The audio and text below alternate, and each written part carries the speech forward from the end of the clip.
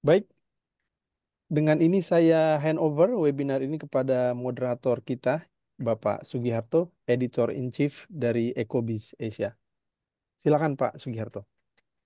Terima kasih Pak Riko atas pembukaannya.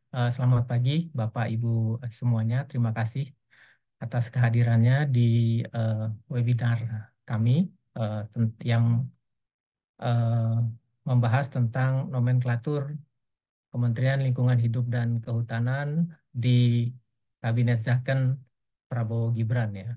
Sebelumnya perkenalkan saya Sugiharto Budiman, eh, Editor in Chief Ecobiz Asia.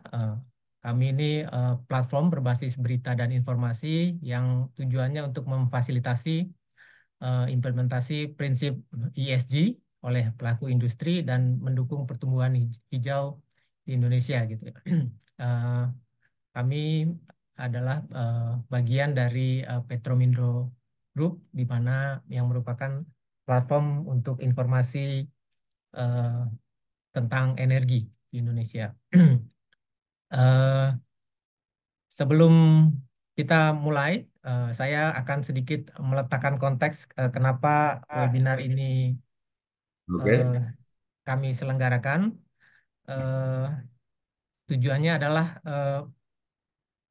mengevaluasi bagaimana kinerja Kementerian Lingkungan Hidup dan Kehutanan selama 2 periode pemerintahan Jokowi. Itu kemudian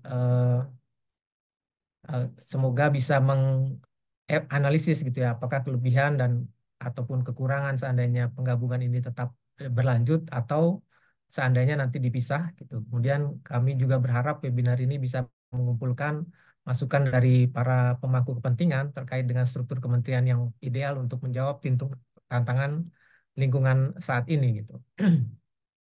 Seperti kita ketahui, persoalan lingkungan hidup dan pengelolaan hutan di Indonesia ini makin butuh perhatian yang serius gitu ya karena eh, tantangannya sangat banyak, perubahan iklim, ada deforestasi, ada terkait dengan pengelolaan sampah, sampah di laut semakin banyak gitu ya. Nah, terus seperti kita ketahui juga selama pemerintahan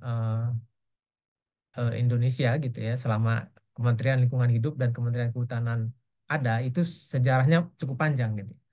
Eh, Sebelumnya mer- merupakan kementerian yang terpisah, di mana ada Kementerian Lingkungan Hidup, terus kemudian ada Departemen Kehutanan. Kalau lihat dari sejarahnya cukup panjang, Kementerian Lingkungan Hidup pernah jadi Kementerian Negara, Kementerian apa namanya pengendalian pembangunan, sementara di Kementerian Kehutanan sempat berubah-ubah juga nomenklaturnya, sempat jadi Departemen Kehutanan, kemudian berubah menjadi Kementerian Kehutanan sejak tahun 2005 dan kemudian zaman Pak Jokowi berubah menjadi Kementerian Lingkungan Hidup dan eh, Kehutanan.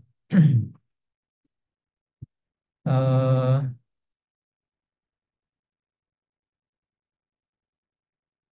Sekarang dengan terpilihnya Presiden terpilih Prabowo dan Wakil Presiden terpilih Gibran Rakabuming Raka, isu tentang struktur kementerian ini kembali ramai karena eh, desas-desusnya akan ada pemecahan antara lingkungan hidup dan kehutanan kembali gitu ya. Apalagi sudah ada undang-undang kementerian di mana yang dulu dibatasi eh, jumlah kementerian sekarang presiden terpilih bisa lebih lebih bebas untuk menentukan jumlah kementerian, struktur kementeriannya seperti apa juga lebih bebas, yang membuka kemungkinan akan adanya pemisahan. Ditambah lagi banyak usulan gitu ya dari beberapa prominent person tentang pemisahan itu, termasuk salah satunya adalah dari Pak mantan presiden kita Pak Susilo Bambang Yudhoyono gitu yang mengusulkan agar Kementerian Lingkungan Hidup dipisah supaya lebih efektif dalam merespon tantangan perubahan iklim. Nah, terkait dengan hal itu kami sudah mengundang narasumber, ada mudah-mudahan bisa mewakili suara masyarakat gitu ya. Yang pertama adalah anggota DPR dari fraksi Partai Gerindra, Pak Kanjeng KRT Haji Darori Wonodipuro. Terus kemudian ada Ketua Umum Asosiasi Pengusaha Kayu Gergajian dan Kayu Olahan Indonesia, ISWA, Pak Wiradadi Suprayogo. Terima kasih Pak kehadirannya. Yang ketiga ada Wakil Ketua Umum Kadin Bidang Lingkungan Hidup dan Kehutanan Silverius Oscar Unggul. Terima kasih Pak Onte kehadirannya Pak. Terus kemudian ada pengajar Hukum Sumber Daya Alam Universitas Al-Azhar Indonesia, Pak Dr. Sadino. Terima kasih Pak Sadino sudah hadir di webinar ini. Kemudian yang Pagi. terakhir ada eh, darah muda kita nih, Direktur Eksekutif Walhi Bang Zenzi Suhadi. Mudah-mudahan eh, apa namanya bisa menyuarakan eh, tentang apa yang terjadi di lapangan sesungguhnya. Terima kasih semuanya. Sudah hadir di sini. Kita akan awali webinar kita ini langsung dari Pak Darori gitu ya. Nah, kebetulan Pak Darori ini eh, saya sudah berkomunikasi dengan Pak Darori sejak seminggu lalu sudah menyatakan siap untuk hadir gitu ya. Tapi ternyata saya mungkin kelupaan ngecek kalau pada hari ini ada atau mungkin karena saya bukan anggota DPR juga ya. Hari ini ternyata ada rapat paripurna untuk penetapan ketua MPR. Semalam pemilihannya, sekarang rapat paripurnanya. Jadi beliau tidak bisa hadir. Meski demikian, gitu ya, Pak Daruri sempat menyempatkan semalam kirim eh, eh, video untuk apa namanya penjelasan tentang terkait dengan webinar yang kita selenggarakan. Mohon Mas Agi bisa dibantu untuk memutar videonya,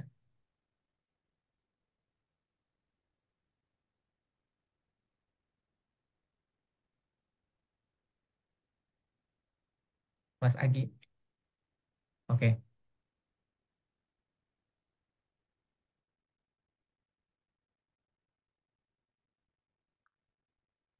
Belum ada suaranya, Mas.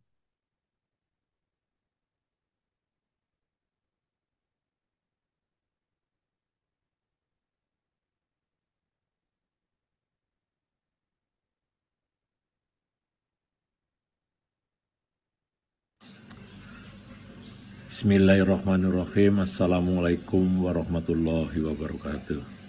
Selamat pagi dan salam sejahtera bagi kita sekalian. Yang kami hormati para teman-teman semua yang ikut acara ini. Terutama perkenalkanlah saya Daruri Wonodipuro, anggota DPR RI dari Partai Gerindra dan anggota Komisi 4 DPR RI, yaitu yang membidangi pertanian, kehutanan, lingkungan hidup, kelautan, perikanan, bulog, pupuk, dan badan pangan. Dan saya mohon maaf tidak bisa hadir dalam pertemuan ini baik langsung secara virtual, kami menggunakan rekaman karena pada waktu yang sama kami mengadakan rapat paripurna pemilihan Ketua MPR periode 2024 dan 2029. Pertama kami mengucapkan terima kasih pada teman-teman yang telah mendukung dan mendoakan saya hingga saya terpilih kembali menjadi anggota DPR RI periode yang ketiga tahun 2024-2029. Dan pada kesempatan ini saya ingin akan memberikan masukan-masukan dalam pertemuan ini, terutama permasalahan kehutanan ke depan. Berdasarkan pengalaman saya yang saya ketahui dan kami alami dan juga saya membaca hal-hal yang perlu ditindaklanjuti pada periode yang akan datang. Itu ada 4 hal, yaitu masalah climate change, masalah karbon, yang kedua masalah menurunnya jumlah populasi satwa yang dilindungi dan tumbuh ada yang dilindungi, lingkungan, yaitu pencemaran dan seterusnya, dan yang keempat adalah masalah penegakan hukum. Nah, yang pertama kami sampaikan masalah climate change, masalah karbon yang kedepannya ini nampaknya sudah mulai ada titik terang bahwa perdagangan karbon akan maju. Dan kemarin kami mengadakan webinar, kami bukan webinar, FGD dengan Bu Menteri KLHK, juga teman-teman Komisi 4, dengan para LSM dan pakar-pakar lingkungan, pakar-pakar karbon dan seterusnya. Kebetulan saya salah satu topik, saya menjadi moderator. Ternyata bahwa pengaturan mengenai karbon atau climate change ini, peraturan itu banyak sekali. Kalau nggak salah kemarin menurut Pak Ahmad Santosa sebagai pakar hukum mengatakan bahwa kita ada 9 sumber ya hukum yang menyangkut masalah karbon. Jadi masih parsial ya itu. Maka pada saat itu kami tawarkan bagaimana kalau masalah karbon ini kita membuat undang-undang karbon ya yang mencakup semua aturan-aturan yang ada, baik mulai regulasinya sampai ke penegakan hukumnya. Nah, alhamdulillah dalam pertemuan itu semua teman-teman baik Ibu Menteri, juga teman-teman Komisi 4, LSM dan para pakar setuju kita akan membangun undang-undang karbon. Karena di dalamnya sana akan kita mengatur bagaimana menyelamatkan hutan ini dari bahaya bencana kebakaran, longsor, kekeringan, banjir dan seterusnya. Ya, terutama kita akan membuat mendefinisikan bagaimana penutupan lahan baik di kawasan hutan maupun di luar kawasan hutan dengan program yang jelas, yaitu reboisasi dan penghijauan.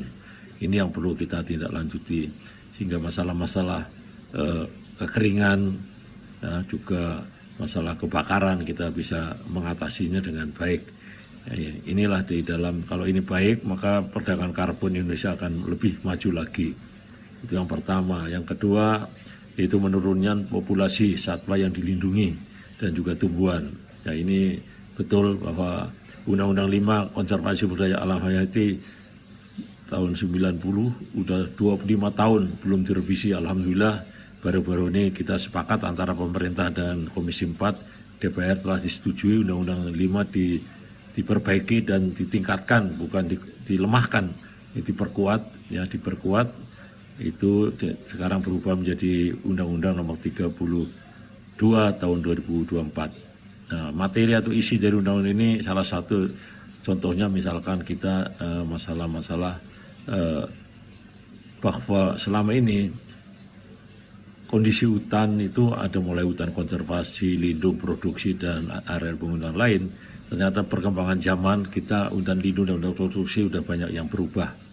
Berubah artinya telah digunakan untuk hutan produksi menjadi kebun ya, untuk HTI, juga untuk tambang. Mungkin dari segi ekonomi itu positif ya, tapi dari segi konservasi menimbulkan masalah. Bahkan satwa yang besar yang dulunya hidup di lowland, di hutan lindung, hutan produksi, gajah, tapir, badak dan seterusnya, harimau, sekarang hidupnya di lokasi yang sekarang rawan bersinggungan dengan manusia. Nah itu maka di undang-undang ini kita bangun pada area-area yang potensi satwanya besar dan tumbuhan menjadi area preservasi, itu daerah penyangga yang dimana kalau di daerah situ dan banyak satwa, kita akan ikut melindungi dan akan memberi wewenang kepada kepala daerah. Karena sekarang contohnya lagi bahwa undang-undang ini juga kita membuat aturan bahwa semua yang menggunakan kawasan hutan negara akan dibina dana konservasi. Artinya dana ini akan dikumpul untuk kegiatan konservasi dan rehabilitasi di kawasan konservasi. Ya ini, jadi salah satu itu. Jadi nanti kepala daerah ikut bertanggung jawab masalah-masalah ini dengan dibantu oleh dana-dana konservasi dan pemerintah pusat hanya membuat regulasinya. Ini contoh-contoh. Yang kedua juga pada satwa-satwa yang dilindungi ini juga kita akan mengatur ya lebih tepat ya. Jadi satwa yang dari luar negeri yang di sana dilindungi kita juga masukkan dalam perlindungan satwa. Dan banyak lagi hal-hal yang diatur di Undang-Undang Konservasi ini yang sangat menonjol juga masalah penegakan hukumnya. Penegakan hukum di Undang-Undang Konservasi ini yang dulunya sangat rendah, membunuh harimau dan sebagainya, itu sekarang ada hukuman minimal dan denda juga berdasarkan kategori. Karena kalau berdasarkan kategori dengan peraturan pemerintah suatu saat bisa dirubah kalau mudah berubah nilai-nilai pembayaran dendanya itu terlalu rendah. Dan pidananya sekarang minimal ada 3 tahun, maksimal sampai 20 tahun. Jadi hati-hati pada semua masyarakat yang belum tahu, ini perlu disosialisasikan undang-undang baru sehingga tidak terjadi salah tafsir seolah kita menyalahgunakan ataupun tidak paham pada penggunaannya masalah ini. Itu masalah undang-undang konservasi. Mudah-mudahan dengan ada undang ini kita lebih tegas lagi melaksanakan tugas menggunakan peraturan hukumnya gitu. Terus yang ketiga kita tadi sampaikan juga mengenai masalah lingkungan, pencemaran dan seterusnya. Masalah sampah ya, jadi masalah sampah contohnya di Indonesia ini luar biasa, itu menjadi problema. Itu kalau nggak salah ada data mengatakan sampah yang terangkut itu ada yang tidak terangkut sekitar 30% ya, sehingga ini menimbulkan masalah di masyarakat. Beda dengan negara tetangga kita contohnya Singapura dan Australia, masalah penegakan hukum dan juga pelaksanaan pemberian sampah udah dari kecil sudah dididik gitu. Contohnya itu di sana itu denda cukup besar apabila membuang sampah atau puntung rokok. Dan ini kesadaran dari kecil, maka kami mengharapkan ke depan pendidikan hal masalah ini dari mulai TK SD itu sudah dipelajari mengenai kebersihan. Inilah masalah-masalah lingkungan masih terus berdampak bermasalah di berbagai kota yang kita hadapi ya, seperti di Depok lah yang nggak jauh dari kita itu gimana caranya mengatasi sampah. Bahkan ada pemikiran usul pada kami bagaimana sampah dikelola oleh swasta. Ini perlu nanti kepada pemerintahan yang baru kita betul-betul bisa melaksanakan dengan baik.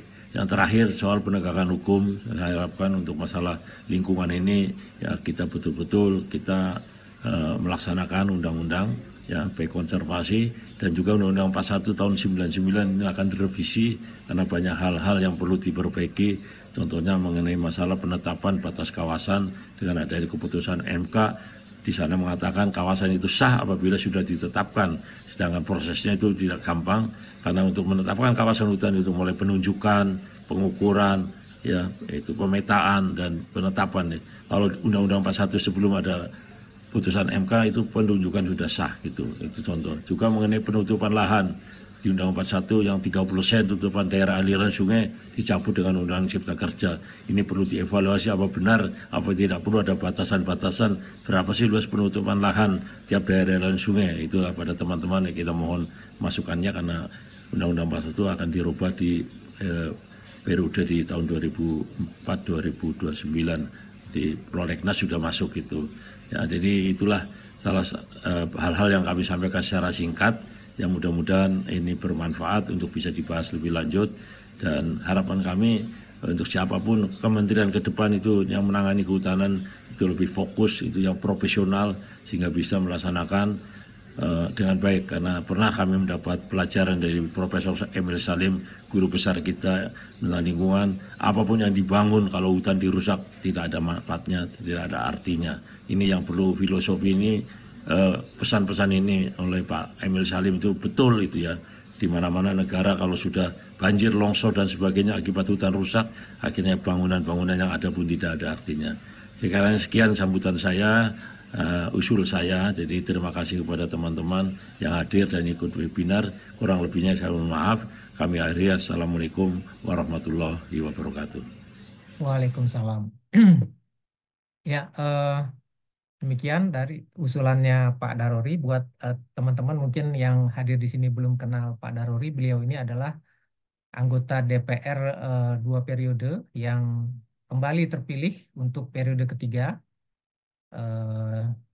Beliau punya pengalaman panjang sebagai rimbawan karena sudah memulai bekerja sebagai rimbawan itu dari level yang paling bawah di Dinas Kehutanan Sumatera Utara, kemudian karirnya naik hingga menjadi kepala dinas, kemudian menjadi kepala dinas Kanwil di Sumatera Utara, kemudian berlanjut ke Departemen Kehutanan, sempat menjadi Dirjen Perlindungan Hutan dan Konservasi Alam, dan kemudian sempat menjadi Dirjen Rehabilitasi Lahan dan Perhutanan Sosial, dan kemudian setelah pensiun beliau mengajukan diri untuk di pemilihan legislatif 2014 dan kemudian terpilih. Tadi Pak Darori sudah spill gitu ya beberapa hal yang mungkin jadi fokus pembahasan untuk DPR undang-undang di periode mendatang. Yang pertama adalah undang-undang karbon gitu, yang ini akan sangat menarik sekali gitu karena banyak yang pengen tahu seperti apa gitu ya kebijakan pemerintah. Kemudian ada juga tentang perlindungan satwa liar terkait dengan undang-undang konservasi yang baru. Kemudian ada upaya untuk perbaikan permasalahan lingkungan dan pencemaran. Eh, yang terakhir adalah eh, penegakan hukum terkait dengan Undang-Undang 41 gitu. Undang-Undang 41 yang perlu direview ulang mungkin ya karena ada beberapa hal yang eh, sudah perlu disesuaikan dengan perkembangan zaman misalnya terkait dengan batas kawasan hutan di mana sempat ada putusan MK tentang eh, kawasan hutan itu harus disahkan. Kalau dulu hanya di cukup penunjukan, sekarang harus sampai disahkan sampai yang melalui proses mulai dari penunjukan, penetapan dan proses lanjutannya, dan juga tentang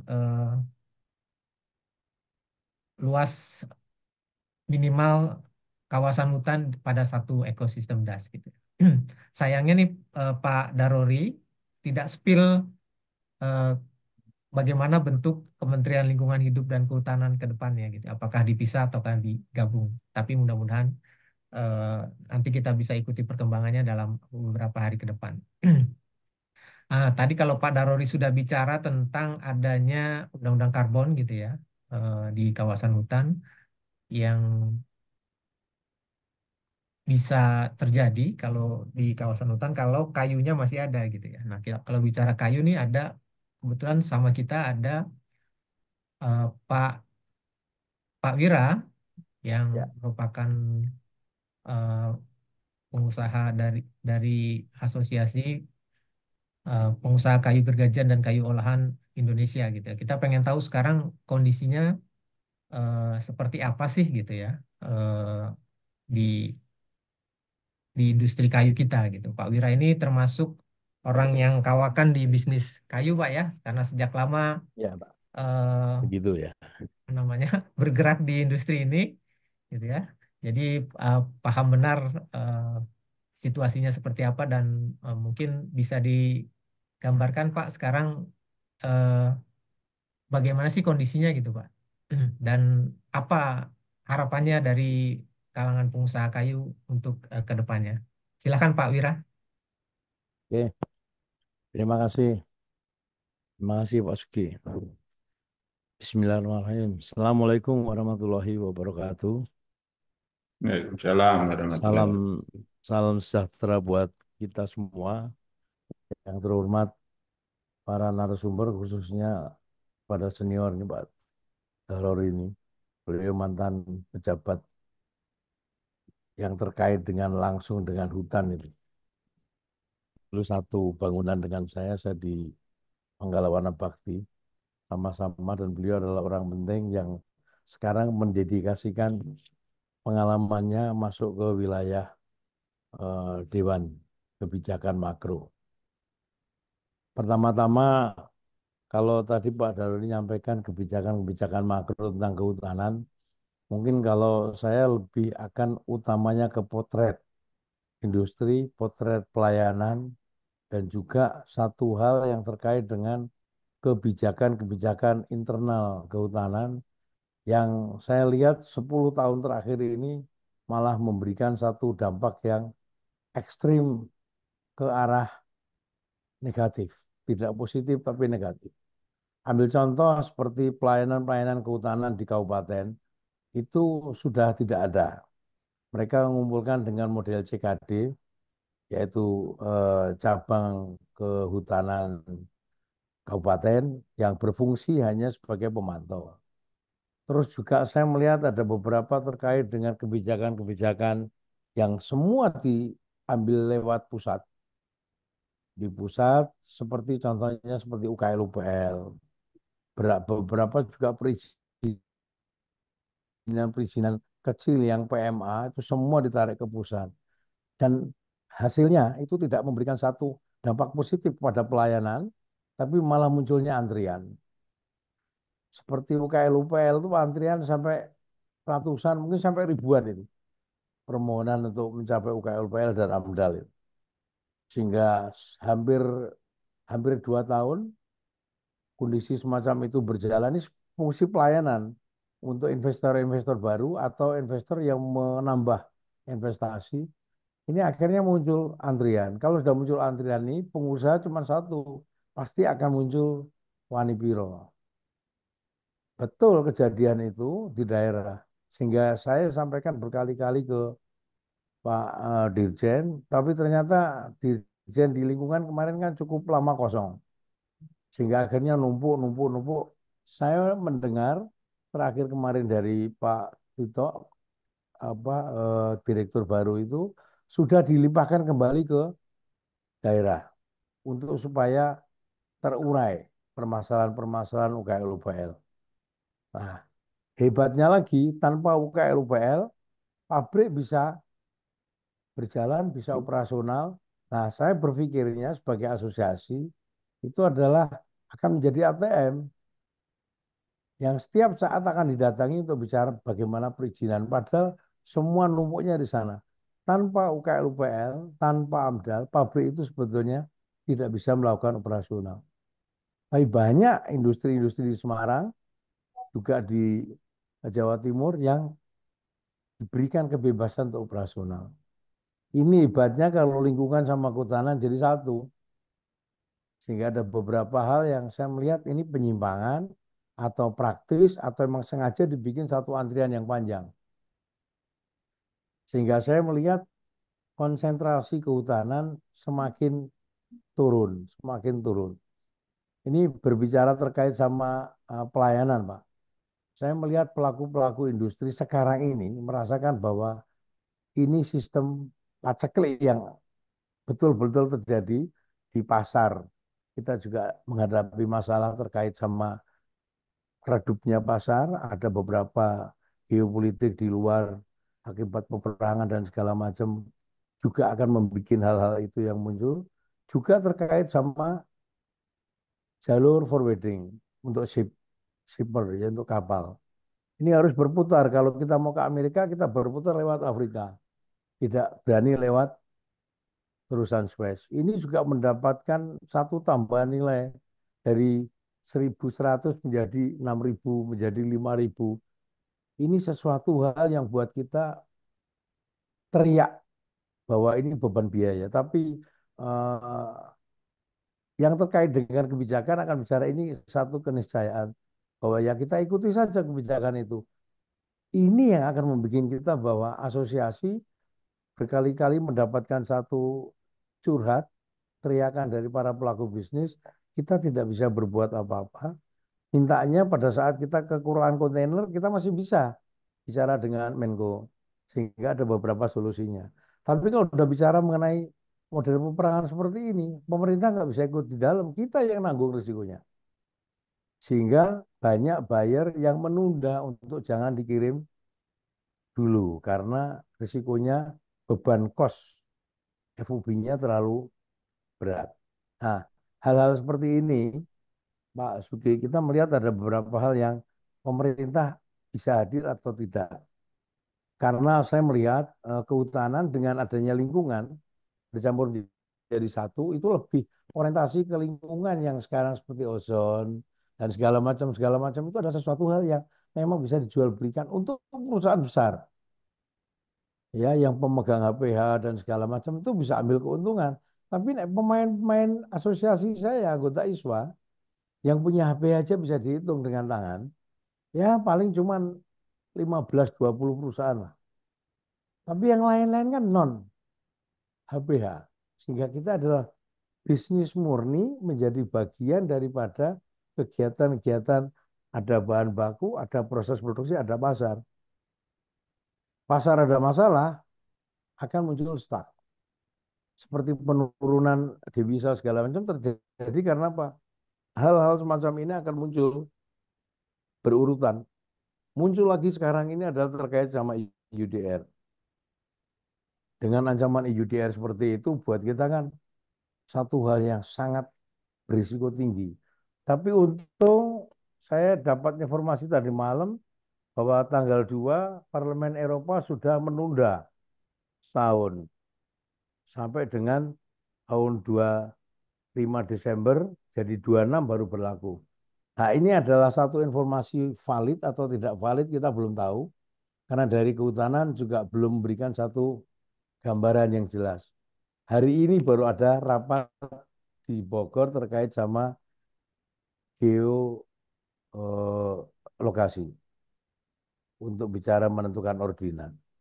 Nah, dari awal kita sudah berkata menyampaikan masalah ini terkait sama kehutanan.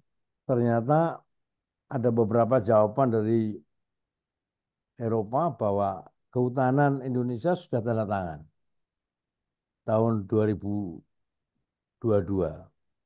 untuk menyatakan setuju dengan deforestasi. Nggak tahu persis bahwa ternyata ada 6 komoditas lain yang diikut sertakan. Nah, yang bermasalah kemarin saya dipanggil ke Makau terkait sama ITTO. Di situ muncul bahwa penolakan negara-negara Cina, negara Amerika, begitu juga kaitan Perancis, begitu juga kaitan sama Gabon, Kongo, hampir rata-rata termasuk Jerman. Negara Eropa sendiri ada 6 negara yang menolak karena ketidaksesuaian ordinat yang kita miliki dengan apa yang dimiliki oleh Eropa antara hijau dan putihnya.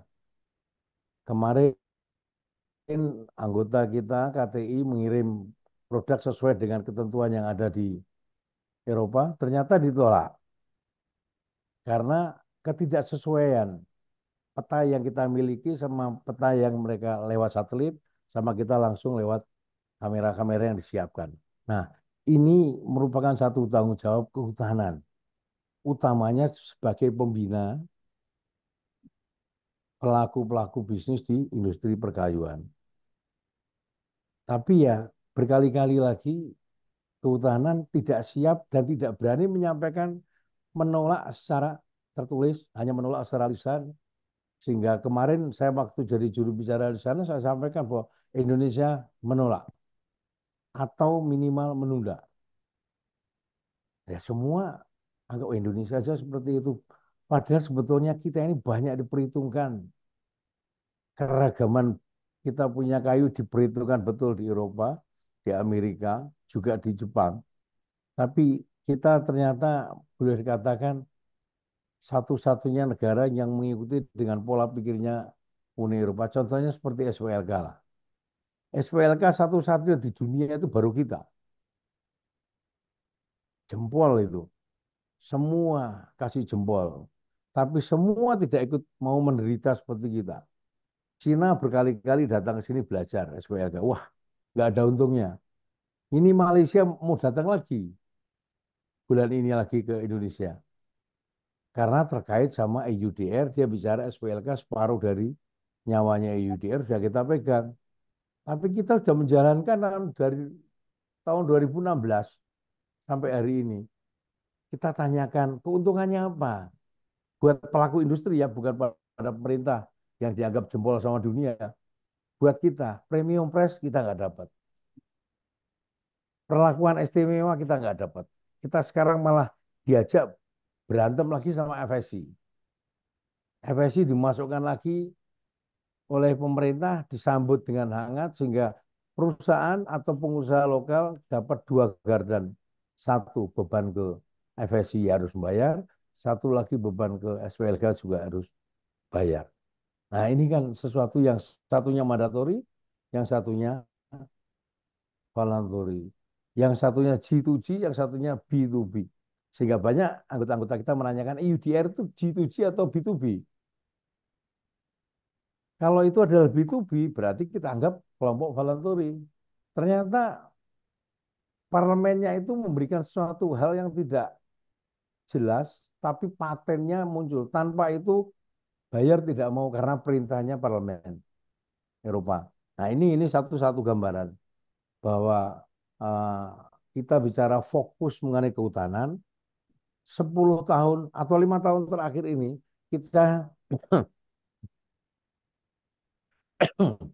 lihat mulai ada hal yang pudar Ya, saya berharap bahwa ke depan kehutanan menjadi satu fokus kegiatan khusus dalam satu kementerian seperti dulu lagi. Baik, Apapun baik, Pak. namanya, mau departemen atau kementerian, silahkan, tapi yang jelas fokus pelayanan. Saya sekarang menyampaikan bahwa terkait sama hutan tanaman rakyat yang sudah menjadi salah satu pengganti hutan tanaman alam, hutan alam. Ternyata Jawa Tengah ini nggak punya data, Pak. Di Baik, provinsi Pak. yang lain juga nggak punya data berapa hektar yang dimiliki oleh provinsi itu dan berapa produktivitasnya, termasuk jenis kayu apa saja yang ada di sana. Semua blank kecuali perhutani. Baik, Pak. Kalau Baik. perhutani punya sendiri. Oke, Ini gambaran gambaran seperti itu, Pak Sugi. Jadi oke, saya potret itu saya sampaikan apa adanya bahwa ini adalah menjadi satu oke, ancaman atau PHP atau kita bicara keinginan. oke, oke, Kira-kira begitu, Pak oke, Sugi ya. Terima oke, kasih. Pak Wira. Ah, Assalamualaikum jadi warahmatullahi wabarakatuh. Waalaikumsalam warahmatullahi. Jadi beberapa hal yang jadi sorotan Pak Wira adalah soal lambannya pelayanan kepada pelaku usaha ketika kementerian ini dijadikan satu gitu ya. Tapi di satu sisi Ya, di terakhir tadi ada justru ketika UKL UPL dan soal AMDAL malah diloskan gitu Pak, yang justru malah ya. sebenarnya berisiko gitu Pak ya, untuk mempercepat proses ini. Mungkin nanti bisa disorot sama Bang Zenzi ini nanti belakangan. Oke, terima kasih Pak Wira. Silakan. Saya Ya, harap Pak. masih tetap Sama-sama. di sini untuk mengikuti webinar kita. Ya, Selanjutnya saya minta ke dari Bang Silverus Oscar Unggul, eh, Bang Onte. Mungkin saya perkenalkan sedikit nih Bang Onte ya. Saya eh, kenal Bang Onte ini lama gitu ya, karena dulu dikenal apa Bang Onte ini dikenal sebagai social entrepreneurship gitu ya. Dulu mengadvokasi hutan rakyat di Konawe gitu. Nah ini ketika saya pertama kali kenal Bang Onte ini banyak komunikasi ketika banyak advokasi hutan rakyat di Konawe. Kemudian Bang Onte juga gencar mengkampanyekan pencegahan illegal logging ketika di Telapak gitu. Ini juga saya juga banyak berhubungan, terutama kalau Telapak itu dikenal banyak melakukan liputan investigasi untuk kayu-kayu ilegal ke Cina gitu ya. Bang Onte ini juga mendapat banyak penghargaan di bidang lingkungan dari berbagai lembaga sebagai sebuah pengakuan atas kerja-kerja sosial entrepreneurship-nya.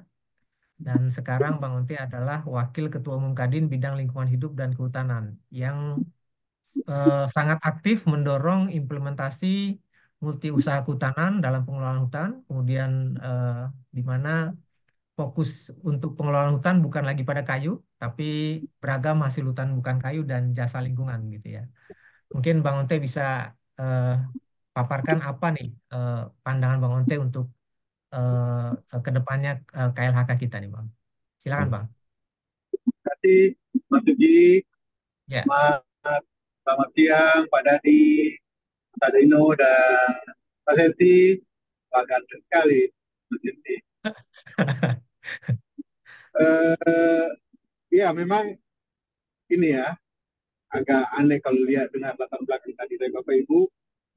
Saya kira ini ada spirit di Kadin tentang inklusif dan kolaboratif.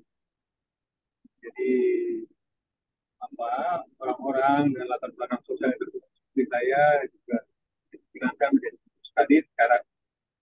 Dan saya kira ini menarik karena setelah itu kita lihat kolaborasi antar sektor menjadi menarik di Kadin Bapak Ibu. Lewat multi usaha kehutanan, saya kira kita mencoba untuk membuat. Karena ini ya, saya kira ada banyak peluang selama 10 tahun pemerintahan Pak Joko Widodo yang mungkin bisa kita manfaatkan, tapi sekarang belum optimal. Contohnya misalnya multi usaha kehutanan. Ini sudah dicanangkan sejak Undang-Undang Cipta Kerja, tapi bagaimana memanfaatkan ini? Nah, oleh karena itu Kadin bekerja dengan APHI mencoba untuk melihat itu. APHI tentu asosiasi para pemegang konsesi. Tapi kemudian di Kadin kita bisa sambungkan ini antara konsesi Asosiasi Kehutanan dengan Asosiasi Industri Pangan dan Farmasi. Nah, hal seperti itu coba kita sambungkan. Ada beberapa perusahaan Indonesia yang juga butuh itu. Jadi ada pasar dan ada supplier itu di dalam negeri. Kita coba bangun sama-sama. Tentu aja, walaupun dalam negeri kerjasamanya, tapi ini bisa dampaknya internasional. Tentu kita tahu, saya kira tadi Pak Nadi lebih paham dari saya ya, bahwa sekarang industri kayu kita ya tadi makin lama makin banyak tantangannya ya. Dan banyak teman-teman, kalau kita bicara di APHI, kebetulan saya juga anggota APHI, sekarang kami juga memiliki beberapa konstitusi. Itu kalau kita lihat, ya itu, mendingan kita diam daripada kita beroperasi. Karena harganya tidak bagus nih, misalnya kayak gitu. Nah, saya kira di peluang-peluang ini mungkin perlu dipikirkan bagaimana pemerintah ke depan memanfaatkan. Kadin bersama dengan beberapa kementerian termasuk KLHK dan juga Bappenas, kita coba melihat kemungkinan multi usaha kehutanan ini menjadi salah satu program prioritas. Ada hitungan-hitungan di Kadin yang kita lakukan dengan Pius dengan konsultan kita, bahwa kalau multi usaha kehutanan ada berapa? Ini kita pikir anggaplah misalnya kita menghutankan kembali kombinasi antara tanaman-tanaman kayu dengan tanaman-tanaman perkebunan untuk beberapa komoditi yang sudah dipupuk, itu kita bisa on top ya dari pembangunan nilai pertumbuhan ekonomi sekarang itu kita bisa tambah kira-kira sekitar 0,76 uplift ya kalau kita fokus di beberapa komoditi yang bisa kita tambah dalam koridor 0,76 ini kalau ditambahkan kepada rata-rata pertumbuhan ekonomi yang ada sekarang bisa mencapai 6 lebih. Memang target pemerintah ke depan ini kan kita harus 8 ya. Tapi 6 lebih itu juga sudah mulai lumayan baik, paling tidak mulai, sambil kita tambahkan yang lain. Jadi multi usaha kehutanan punya peranan yang bagus. Kemudian yang kedua perhutanan sosial. Nah, sekarang kan rakyat tentu didampingi oleh teman-teman civil society, NGO, ya, itu sudah punya banyak dapat izin perhutanan sosial, di mana rakyat diberikan hak untuk mengelola. Nah, Kadin melihat ini saatnya bisnis juga masuk. Jadi tanahnya sudah dimiliki oleh rakyat, izinnya sudah ada dengan bantuan teman-teman civil society, NGO. Nah, sekarang bisnisnya apa?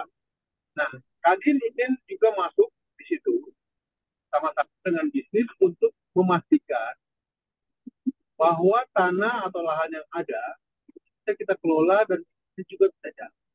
Jadi setelah kita dapat haknya, kemudian apa nih aktivitas ekonomi?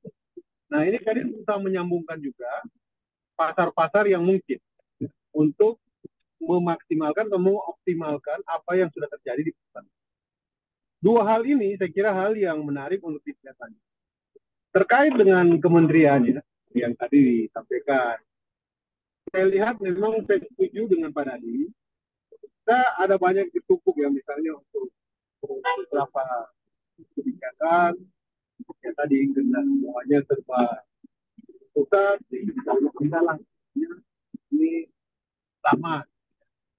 Tapi saya lihat begini, waktu kita mau ubah multi usaha kehutanan ya RKU-nya, AMDAL-nya memang agak bertumpuk, tapi kemudian Menteri waktu itu Ibu Siti Nurbaya mengeluarkan surat edaran.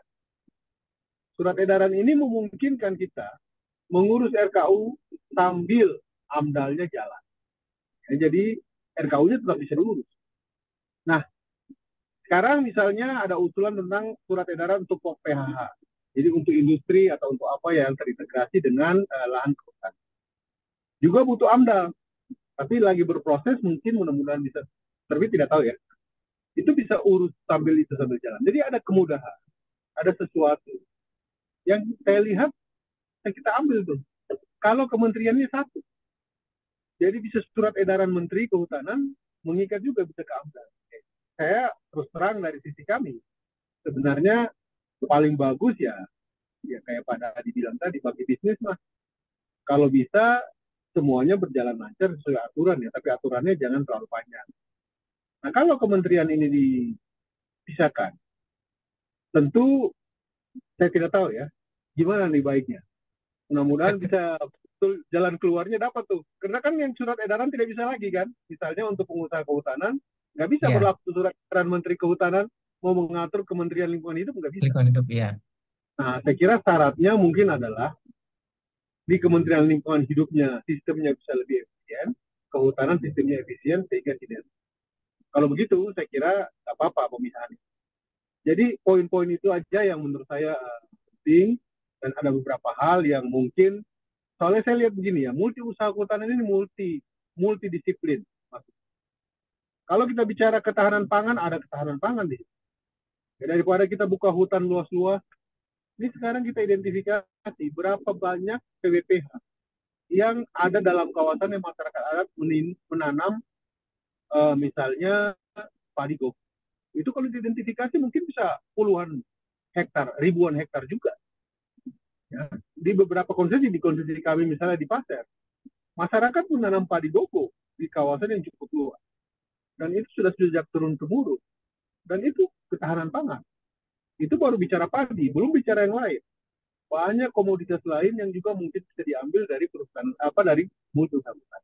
Bicara energi, berapa banyak PBPH yang punya kayu, energi tanah energi plantation, baik itu biomasa maupun biofuel, itu mungkin untuk dilihat. Kalau kita bicara tentang ketahanan energi dan yang lain-lain, ketahanan kayu sudah pasti ya kita lihat. Dan karbon biodiversity tadi disebut oleh Pak Darori, ini juga peluang yang luar biasa. Tapi karbon menurut saya kita harus hati-hati ya. Saya kira ada peluang, katanya ada 3.000 triliun potensi. Tapi kalau tidak dibuka-buka kerannya, kita nggak bisa untuk jualan. Tapi saya percaya ya dengan sistem yang pemerintah jalankan sekarang, SRNTPI, asal kita ikutin, mudah-mudahan itu juga bisa memberikan gambaran. Hanya mungkin konsen kami nih, kita sudah belajar dari tadi yang Pak Dadi bilang, ada SDLK, ada FSC. Ya, di mana akhirnya double garden nih pengusaha. Karena SDLK mandatori kita urus, tapi rupanya pasar butuhnya FSC. Terpaksa urus FSC lagi. Nah, kita juga belajar dari ISPO dan RSPO. ISPO-nya, tapi RSPO yang dibutuhkan. Mudah-mudahan untuk karbon jangan terjadi lagi. Mudah-mudahan bisa ada mutual recognition nanti, misalnya antara SPE GRK kita dengan PERA misalnya, atau dengan gold standard atau apapun. Ya, mutual recognition ini penting supaya kita ngurusnya satu aja, Mas. Punya SPE GRK. Sekarang kami berproses nih SPE GRK, dan kami bersyukur bahwa prosesnya baik, enak. Tapi jangan sampai nanti kita sudah dapat SPE GRK-nya, ternyata pasar internasional butuhnya PERA, urus PERA lagi, aduh, biaya tinggi lagi. Makanya ini yang kita. Nah, ini penting karbon untuk segera kita gulirkan, Pak Mas Pascal ya. Karena gini, karena di sisi lain, sekarang kan sedang berproses CCUS, carbon capture dan storage. Utilization storage ya. Ini mungkin sekarang belum masif, karena teknologinya mungkin masih mahal. Bayangkan suatu waktu nanti, waktu teknologinya sudah efisien, orang sudah pakai itu. Gimana dengan nasib kita di natural based solution? Nah, oleh karena itu saya kira ini hal-hal yang harus kita lihat. Mudah-mudahan pemerintah ke depan bisa, saya dengar ada badan karbon, ini hanya dengar-dengar aja, Mas Sugi mungkin lebih tahu ya. Atau Mas Sensi lebih tahu tuh. Jadi kita tahu bagaimana, tapi saya lihat ini peluang, mudah-mudahan bisa kita gulirkan. Belum kita bicara, orang sudah bicara tentang biodiversity credit. Gimana kita memanfaatkan biodiversity yang kita. Nah, tapi di atas semua itu saya kira inclusivity dan kolaborasi. Inklusif bahwa sumber daya alam kita ini harus dinikmati oleh sebanyak-banyaknya orang. Ya, kita sudah ada ya, usaha kehutanan, kemitraan, perhutanan sosial. Bagaimana ini bisa mensejahterakan seluruh rakyat Indonesia, itu yang menjadi. Saya kira no one left behind ya, tidak satu orang yang ketinggalan ke belakang, itu penting. Dan saya kira fondasinya sudah dibuat, tinggal bagaimana kita membuat dia lebih optimal. Begitu Baik, Mas Sugi, terima kasih banyak. baik, baik Bang Onte. Terima kasih. Ini masukannya sangat bernas sekali nih ya. Jadi beberapa catatan yang mungkin yang disorot Bang Onte adalah eh, sudah semakin berkembangnya isu multi usaha kehutanan dan juga adanya perhutanan sosial yang potensial untuk memasok kebutuhan industri gitu ya. Entah itu industri kayu, entah itu industri hasil hutan lainnya seperti obat-obatan begitu Bang Onte ya. Kemudian juga sudah apa namanya berkembangnya tentang isu eh, apa yang penting buat pengusaha adalah dia cepat dan tidak terhambat urusan-urusan perizinan begitu Pak Monte ya. Apakah itu tetap seperti ini posisi atau terpisah yang penting lancar gitu dan tidak biaya tinggi tentu saja ya.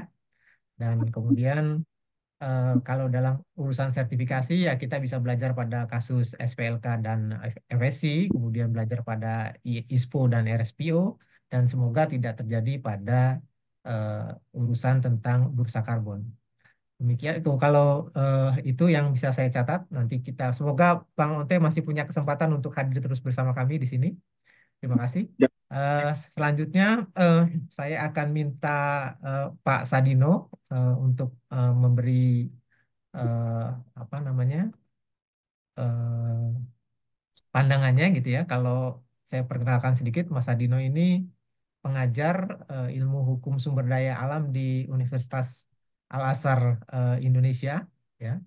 Kalau yang belum tahu mungkin sekedar mengingatkan aja beliau ini kalau tadi Pak Darori bilang kawasan hutan itu harus sampai eh, pengesahan sampai penetapan untuk dijadikan sebagai kawasan hutan. Nah, beliau ini salah satu aktor di belakang yang membuat menyatakan bahwa kawasan hutan itu harus sampai ke penetapan gitu ya. Kalau kalau dulu hanya sampai penunjukan, nah beliau ini yang salah satu yang menyebabkan adanya putusan MK itu.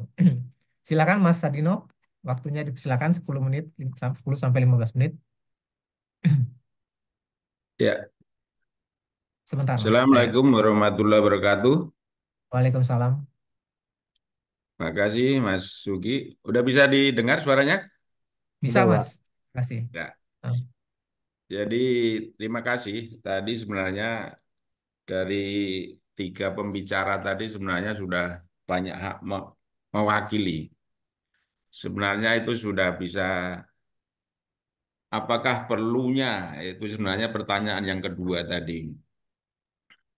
Kalau dari sisi regulasi, mohon maaf ini memang harus banyak perubahan-perubahan yang harus dilakukan dan harus disediakan. Berbicara tentang biodiversity, carbon trade, dan seterusnya, itu regulasinya belum ada. Ya. Kalau itu hanya levelnya tadi adalah level-level kementerian SK-SK menteri, ya tentu itu menjadi tidak, kekuatan hukumnya tentu tidak bisa dipertahankan. Nah, kalau dari sisi regulasi, terus terang saja, capaian dari Kementerian Lingkungan Hidup dan Kehutanan ini namanya juga capaian ya dari 2000, saya ambil misalnya 2018 sampai 2023. Tentu di situ adalah ada rehabilitasi hutan dan lahan, contohnya begini, tadi adalah kalau Pak Darori tadi. Kalau itu 5 tahun, bahkan 10 tahun, kita itu rehabilitasi lahannya capaiannya adalah 1,88 juta. Ini pun sebenarnya di kondisi di lapangannya belum tentu kelihatan seperti apa. Padahal lahan kita yang dalam kawasan hutan, yang ketandakan saat dalam klaim kawasan hutan, itu ada sekitar 32 juta yang sebenarnya perlu diperbaiki. Baik di dalam hutan konservasi, lindung, produksi, semuanya memerlukan yang namanya rehabilitasi. Tapi bagaimana kita bisa menjangkau itu? Kalau anggaran dari Kementerian Lingkungan Hidup dan Kehutanan adalah sangat minim. Jadi rasa-rasanya memerlukan waktu ratusan tahun lagi untuk bisa merehabilitasi. Ya. dari sisi itu di halaman-halaman berikutnya, ya. Pertama adalah dari lahan tadi adalah jumlah penduduk kita ini sudah menjadi sangat meningkat, ya. Di halaman berikutnya, ya. Dan kita pertumbuhan penduduknya masih sangat tinggi. Dan pada saat nantinya halaman-halaman berikutnya, ya, ini adalah membutuhkan kesetiaan lahan. Tadi kalau dengan Pak Oscar tadi, dan Pak Wira dan Pak Darori juga. Lah sekarang penduduk ini, Pak, ini bertambah tidak, sedangkan lahan tidak tumbuh, tapi penduduk kita bertambah. Ini adalah saya sampaikan jumlah penduduk kita adalah bertambah. Bahkan kalau sampai nanti 2035 itu sampai 320 juta, 320 juta, yang sekarang adalah 276 juta. Ini adalah problem lahan. Sekarang lahan di kita adalah hanya sepertiga adalah yang boleh di luar kawasan hutan. Kalau diklaim kawasan hutan itu sudah benar hanya menunjuk tadi. Lah bagaimana dengan orang tumbuh, berkembang, dia butuh pangan dan seterusnya, yang tadi Pak Sipatrus katakan butuh pangan, energi dan seterusnya. Ini sesungguhnya ada mau ditaruh di mana? Makanya tadi kalau dalam klaim kawasan hutan itu seolah-olah sudah definitif, tidak bisa diapa-apakan, sakral dan seterusnya. Saya tidak menolak terhadap Prof. Emil Salim apapun, tetapi bagaimana di dalam status tutupan lahan di kita ini adalah ada yang namanya hutan produksi.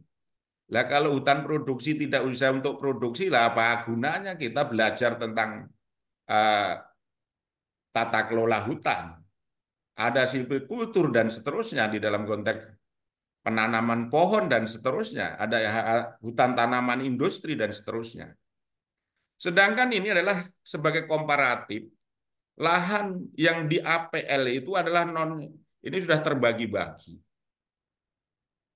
Nah, jadi memang adalah sepertiga itu adalah APL, itu adalah kewenangan Menteri ATR dan BPN. Sedangkan 2/3 adalah kewenangan kementerian yang sekarang lingkungan hidup dan kehutanan. Begitu luasnya, dari lahan ini kalau lingkungan itu jangkauan wilayahnya adalah seluruh wilayah. Artinya kalau ada di APL pun itu kewenangan Menteri Lingkungan. Bicara tentang limbah, berbicara tentang pencemaran, itu ada di situ. Jadi kalau Kementerian Lingkungan jangkauannya adalah seluruh wilayah Indonesia. Kalau Kementerian Kehutanan tadi adalah 2/3. Sesungguhnya kementerian ini adalah wilayahnya unlimited kalau itu lingkungan hidup dan kehutanan. Nah sebenarnya kita mau fokus kemana? Itu adalah data yang saya sampaikan. Terus berikutnya adalah Mas G, ya. Di sini adalah ada rincian penggunaan kawasan hutan. Jadi kalau yang dikatakan kawasan hutan, isinya adalah macam-macam ini, Pak. Yang totalnya hampir 32 juta di semua klasifikasi hutan. Sebenarnya kita ada ketersediaan lahan itu menurut KLHK saja adalah hampir 32 juta yang tidak ada hutannya, tidak ada kayunya. Lah kalau ini adalah dipikirkannya hanya melalui cara biasa, tidak ada extraordinary penyelesaian ini, ya nggak akan ada hasilnya. Ini saja sudah sangat berat. Apalagi tadi misalnya kalau lingkungan hidup dan kehutanan, padahal ini masih ranahnya di wilayah kehutanan. Nah kalau lingkungan dan kehutanan, apa sebenarnya fokusnya ada di situ? Nah, terus ada juga tentu adalah yang inilah sebagai pertimbangan di highlight yang saya sampaikan pada hari ini. Lah baru ada beberapa data-data yang saya sampaikan di halaman-halaman berikutnya. tadi disampaikan oleh Pak Wira tadi, ya. Pak Wira terus terang saja, masalah kelembagaan dalam konteks lingkungan ini terjadi kerancuan antara pusat dan daerah kita bisa maklumi. Karena pada saat terjadi penggabungan, dulu pengalaman Kementerian Sosial saja itu tidak selesai-selesai. Bagaimana SDM dan seterusnya, perkantoran dan seterusnya. Nah, terus kaitannya dengan tadi adalah AMDAL, UKL, UPL. Padahal kalau itu di halaman berikutnya, AMDAL, UKL, UPL itu kepada teman-teman semuanya, ya, kalau kita mau usaha, tadi misalnya Pak Wira, kita membangun yang namanya industri, harus ada yang namanya izin lingkungan yang dulu. Kalau sekarang adalah persetujuan juga lingkungan. Kalau tadi disampaikan, keteraturan regulasi ini tidak ada, siapa yang harus bertanggung jawab? Kelembagaan mana yang harus menyelesaikan? Berarti sejak adanya Undang-Undang Cipta Kerja, di Indonesia itu terjadi stagnan kegiatan. Karena pada saat Pak Wira mau kredit, pasti ditanya izin lingkungannya, itu standar Bank Indonesia, standar perbankan. Kalau di kehutanan ada yang namanya kegiatan multi usaha, harus merubah RKU, harus merubah dokumen macam-macam, apalagi Ya, kaitan lingkungan. betul. Ini juga nggak bisa terus dijalankan. Tadi kalau dikatakan adalah Pak Oscar tadi, bagaimana dengan surat edaran dengan ini Pak? Surat edaran itu hanya berlaku pada internal kementerian. Pada saat Pak Wira melakukan usaha di sana belum ada izin lingkungan, Bapak bisa ditangkap. Kan Ya. itu problem. Bahkan ini beberapa pelaku usaha di dalam pertambangan, di dalam perkebunan, perkayuan, perikanan, semua punya problem. Tidak bisa diselesaikan dengan komunikasi seolah-olah boleh Anda melakukan kegiatan, Anda boleh membangun. Padahal izin lingkungannya belum ada. Belum ada. Kan tentu ada resiko bisnis. Makanya di beberapa, mungkin 1 tahun yang lalu terjadi kehebohan tentang dokumen AMDAL ini. Harusnya Pak Jokowi, pertumbuhan ekonominya bisa didongkrak. Tetapi karena persyaratan orang usaha saja bertele-tele, tidak segera terpenuhi ya, mohon maaf. Menurut saya adalah kelembagaan ini tidak sinkron. Kenapa? Bagaimana kalau Pak Wira mau usaha sudah dihitung dulu lingkungan semuanya harus absolutely lingkungannya. Ya sudah nggak bisa. Karena dalam konteks lingkungan sebelum memulai kegiatan tentu adalah dasarnya adalah tidak absolut. Nah, kalau itu sudah didasarkan harus begini, ya siapa yang mau usaha? Mendingan kita tidur saja nggak jadi usaha ya Pak Wira ya. Dan ini terjadi kebetulan saya mohon maaf pada teman-teman saya di beberapa termasuk di BKPM termasuk di ini saya sering ada diskusi-diskusi tentang ini. Kegiatan perizinan adalah yang baru pun persyaratannya sangat sangat sulit sekali untuk bisa dijalankan. Kalau di data ini Bapak Ibu semuanya sampai hari ini saja ya sampai 2022 itu persetujuan AMDALnya itu ada hampir 2.000-3.000 yang mengajukan, tapi yang disetujui adalah 161 saja. Sedangkan kalau saya contohkan, kalau persetujuan lingkungan itu sudah ada, itu berarti ada tenaga kerja, ada modal yang masuk, ada pendapatan, ada pajak. Nah kalau kegiatan aja nggak bisa dimulai, bagaimana negara akan bisa mendapatkan itu? Nah, jadi ini yang Betul, Pak. saya katakan beban-beban berat ini, kalau ini tetap KLHK yang menanggung beban, kebetulan saya ambil dari laporan kinerja. Lah kalau laporan kinerja tentu adalah itu buku besar. Tetapi bagaimana empiris di lapangan? Ya tentu Pak Wira dan saya yang memahami karena ngerti kita di lapangannya. Banyak Baik. konsultan, banyak juga konsultan lingkungan pun nganggur banyak. Karena apa? Selalu stagnan pada saat mengurus belum siap. Bahkan saya menjadi narasumber di mana-mana selalu tidak siap. Saya sampaikan Anda datang ke sana hanya dijelaskan.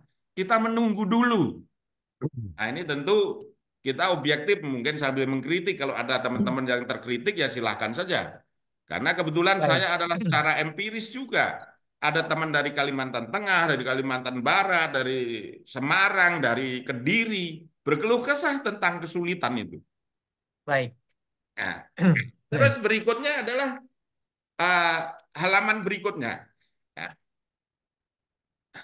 Nah, ini adalah sebagai keluh kesah. AMDAL ini yang lambat, yang ini. Problemnya adalah di sini, bahkan ribuan tadi. Kalau ada perusahaan yang sudah bisa merekrut tenaga kerja 10 orang saja, kalau kali 1000 harusnya sudah ada tenaga kerja juga yang terserap. Tapi inilah sejak sampai 2023 juga belum ada perkembangan yang signifikan. Meskipun nanti kalau Bu Menteri, kalau Pak Sekjen baru dikatakan sudah signifikan. Kalau saya orang luar kan tidak harus sama. Wong saya juga empiris di lapangan kan gitu. Dan juga banyak yang laporan ke kita, bahkan yang sampai 3 tahun pun sampai sekarang belum dapat juga izin lingkungannya. Nah, tentu ini Baik, 2 menit menjadi lagi kendala Mas dan Adino. seterusnya pada Bapak Ibu sekalian. Terus juga kaitannya dengan kebakaran misalnya, kaitannya dengan lingkungan. Ya, di halaman-halaman berikutnya saya kira itu adalah sampai beberapa halaman yang sampaikan termasuk perhutanan sosial, termasuk hutan rakyat dan seterusnya. Saya ingin kalau ditanya, Mas Sugiharto ini kan sebagai penggagas acaranya gitu. Bagaimana nomenklatur ini? Lah kalau beban berat tadi urusan sampah, urusan regulasi, urusan pencemaran, urusan limbah, apa mungkin itu bisa diselesaikan dengan sekarang kementerian ini?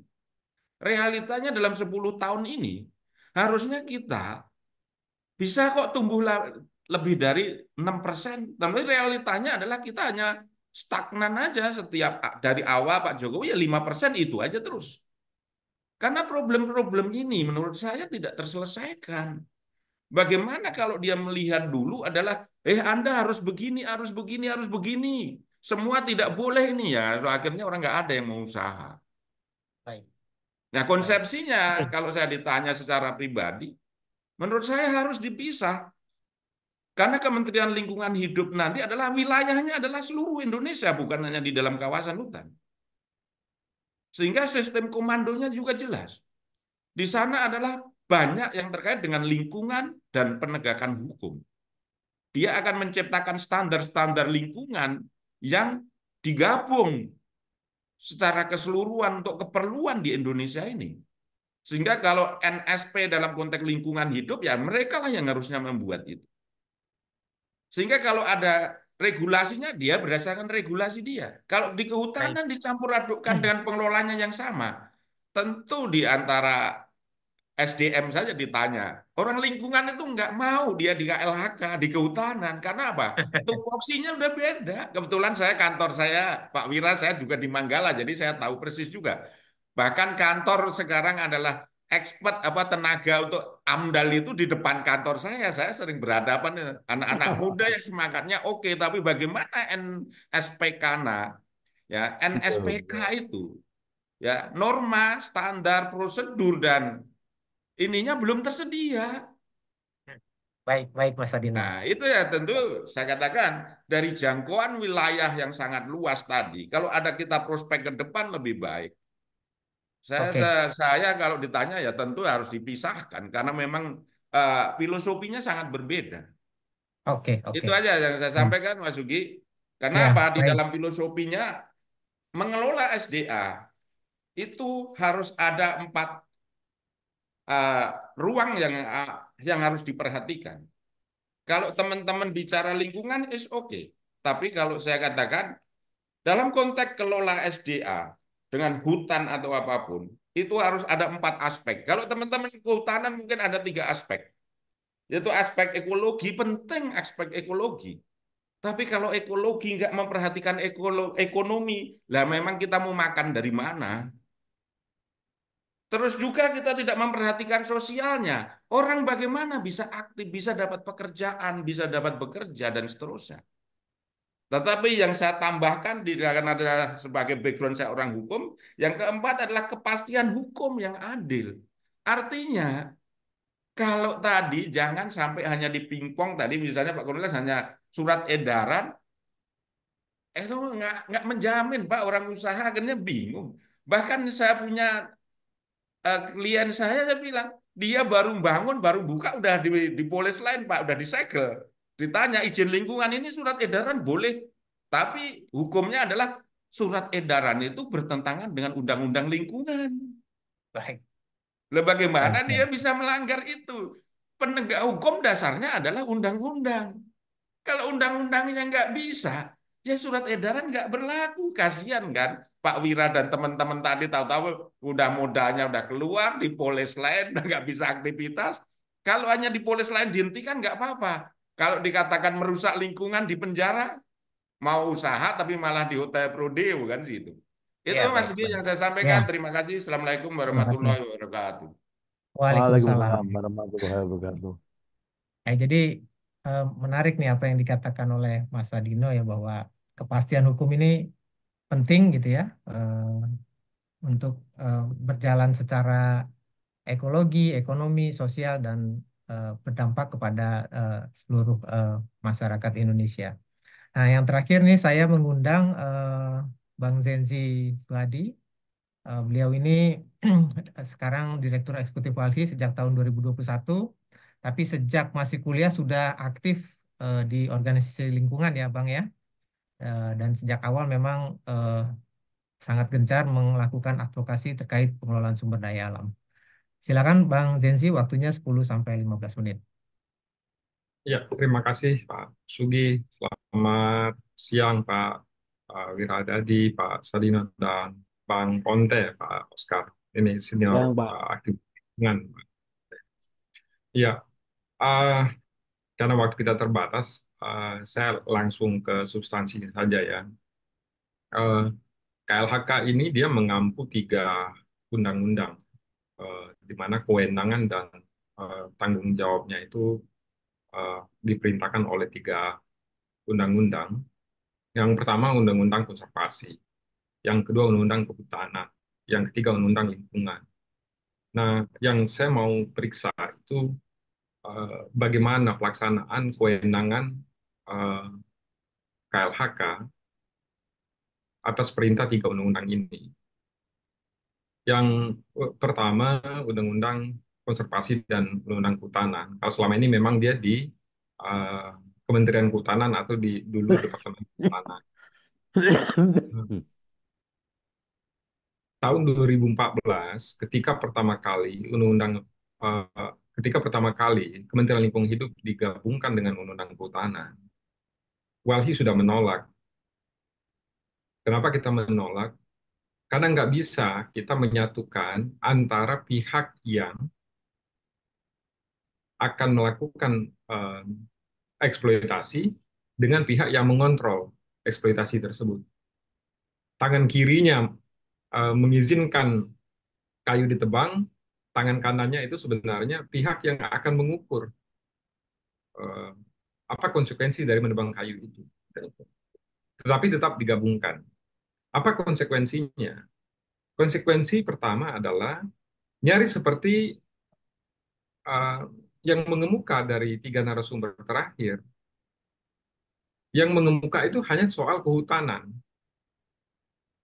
Kerja-kerja Kementerian Lingkungan Hidup dan Kehutanan lebih banyak ke urusan kehutanan. Urusan lingkungan sendiri, di mana kantor Menteri Kehutanan dan Lingkungan Hidup ada, itu udaranya justru sudah tidak layak buat manusia. Itu artinya kan konsentrasi terhadap lingkungan itu menurun. Yang kedua, secara filosofis sebenarnya, Undang-Undang Lingkungan Hidup itu dia generasi ketiga dari ketentuan pokok ketentuan pokok lingkungan tahun 88. Nah, ketentuan pokok lingkungan hidup ini dulu kan dirumuskan dia untuk mengontrol dan mengendalikan dampak dari undang-undang sektoral, ketentuan kehutanan, ketentuan pertambangan, yang membuka pintu pihak ketiga atau hukum undang usaha. Nah, undang lingkungan hidup ini kan yang mengontrol dan mengendalikan agar dia tidak merampas hak orang lain dan tidak melakukan penghancuran terhadap lingkungan.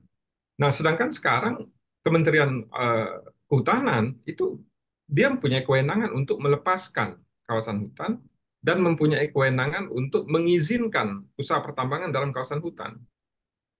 Tapi dalam waktu yang sama juga mempunyai kewenangan menerbitkan izin lingkungan atau persetujuan lingkungan hidup sekarang. Nah, fungsi kontrolnya di mana? Itu di orang yang sama. Nah, kami berpikiran dari awal, memang Kementerian Lingkungan Hidup itu harus dipisahkan dari Kementerian Kehutanan. Persoalan yang terjadi dari tahun 97 hingga 2009, kenapa Undang-Undang Lingkungan Hidup tidak seefektif Undang-Undang Lingkungan tahun 97, itu karena Kementerian Lingkungan Hidup dia tidak lagi mempunyai struktural vertikal ke bawah. Kalau di bawah Undang-Undang Lingkungan tahun 97, ada Bapedalda. Nah, setelah lahir Undang-Undang Lingkungan tahun nomor 32 tahun 2009, PPNS lingkungan di daerah itu diangkat oleh bupati yang menerbitkan izin untuk tambang, untuk perkebunan, itu bupati. Mungkin nggak seorang PPNS yang diangkat oleh bupati untuk memeriksa yang mengangkatnya. Yang ada dia dimutasi pasti. Nah, menurut kami, selain dipisahkan Undang-Undang Kementerian Kehutanan dan Kementerian Lingkungan Hidup, Kementerian Lingkungan Hidup itu juga harus di-upgrade dan mempunyai struktural ke bawah, Bapedalda. Karena kenapa? Yang pertama, bukti-bukti kejahatan lingkungan itu dia sangat cepat berlalu. Misalkan pencemaran. Terjadi pencemaran oleh satu pabrik di sungai, ikannya mati, nggak bisa menunggu PPNS, itu dari Jakarta datang. Proses pengambilan buktinya itu harus pada waktu kejadian. Nah, kalau sekarang PPNS, lingkungan itu semuanya di Kementerian Lingkungan Hidup dan Kehutanan di Jakarta, ada pencemaran di Papua, itu nggak akan mungkin untuk dilakukan penegakan. Yang berikutnya menurut saya juga di Kementerian Kehutanan untuk ditambah sumber daya manusia dan resource-nya. Karena dia mengampu sekarang 192 juta hektar hutan. Sedangkan SDM penegak hukum di KLHK itu hanya 1.300. Artinya, satu penegak hukum di KLHK itu harus mengcover 97.000 hektar. Jangankan untuk menjaga 97.000 hektar itu. Untuk jalan mengelilinginya saja, dia butuh waktu berbulan-bulan. Nah, menurut kami, kehutanan dan lingkungan itu jangan hanya dimaknai sebagai kayu yang hutannya. Yang lingkungan jangan hanya dimaknai sebagai udara, air, dan sampah. Secara filosofis, undang-undang lingkungan itu sebenarnya memerintahkan dalam proses pengambilan kebijakan untuk hitung berapa input alam terhadap suatu produksi usaha dan berapa outputnya terhadap alam. Nah, dari sana perhitungan layak apa tidak suatu persetujuan atau izin lingkungan itu dikeluarkan. Nah, kalau kebijakan-kebijakan yang diambil tidak mengadres masalah-masalah yang ada, terus masalahnya menumpuk seperti sekarang, kami melihat yang harus refleksi atau dikoreksi oleh pemerintah yang baru. Bisa saja juga keputusan-keputusan yang diambil itu bukan mencerminkan regulasi yang ada. Regulasinya tidak berjalan. Yang berjalan itu kekuasaan.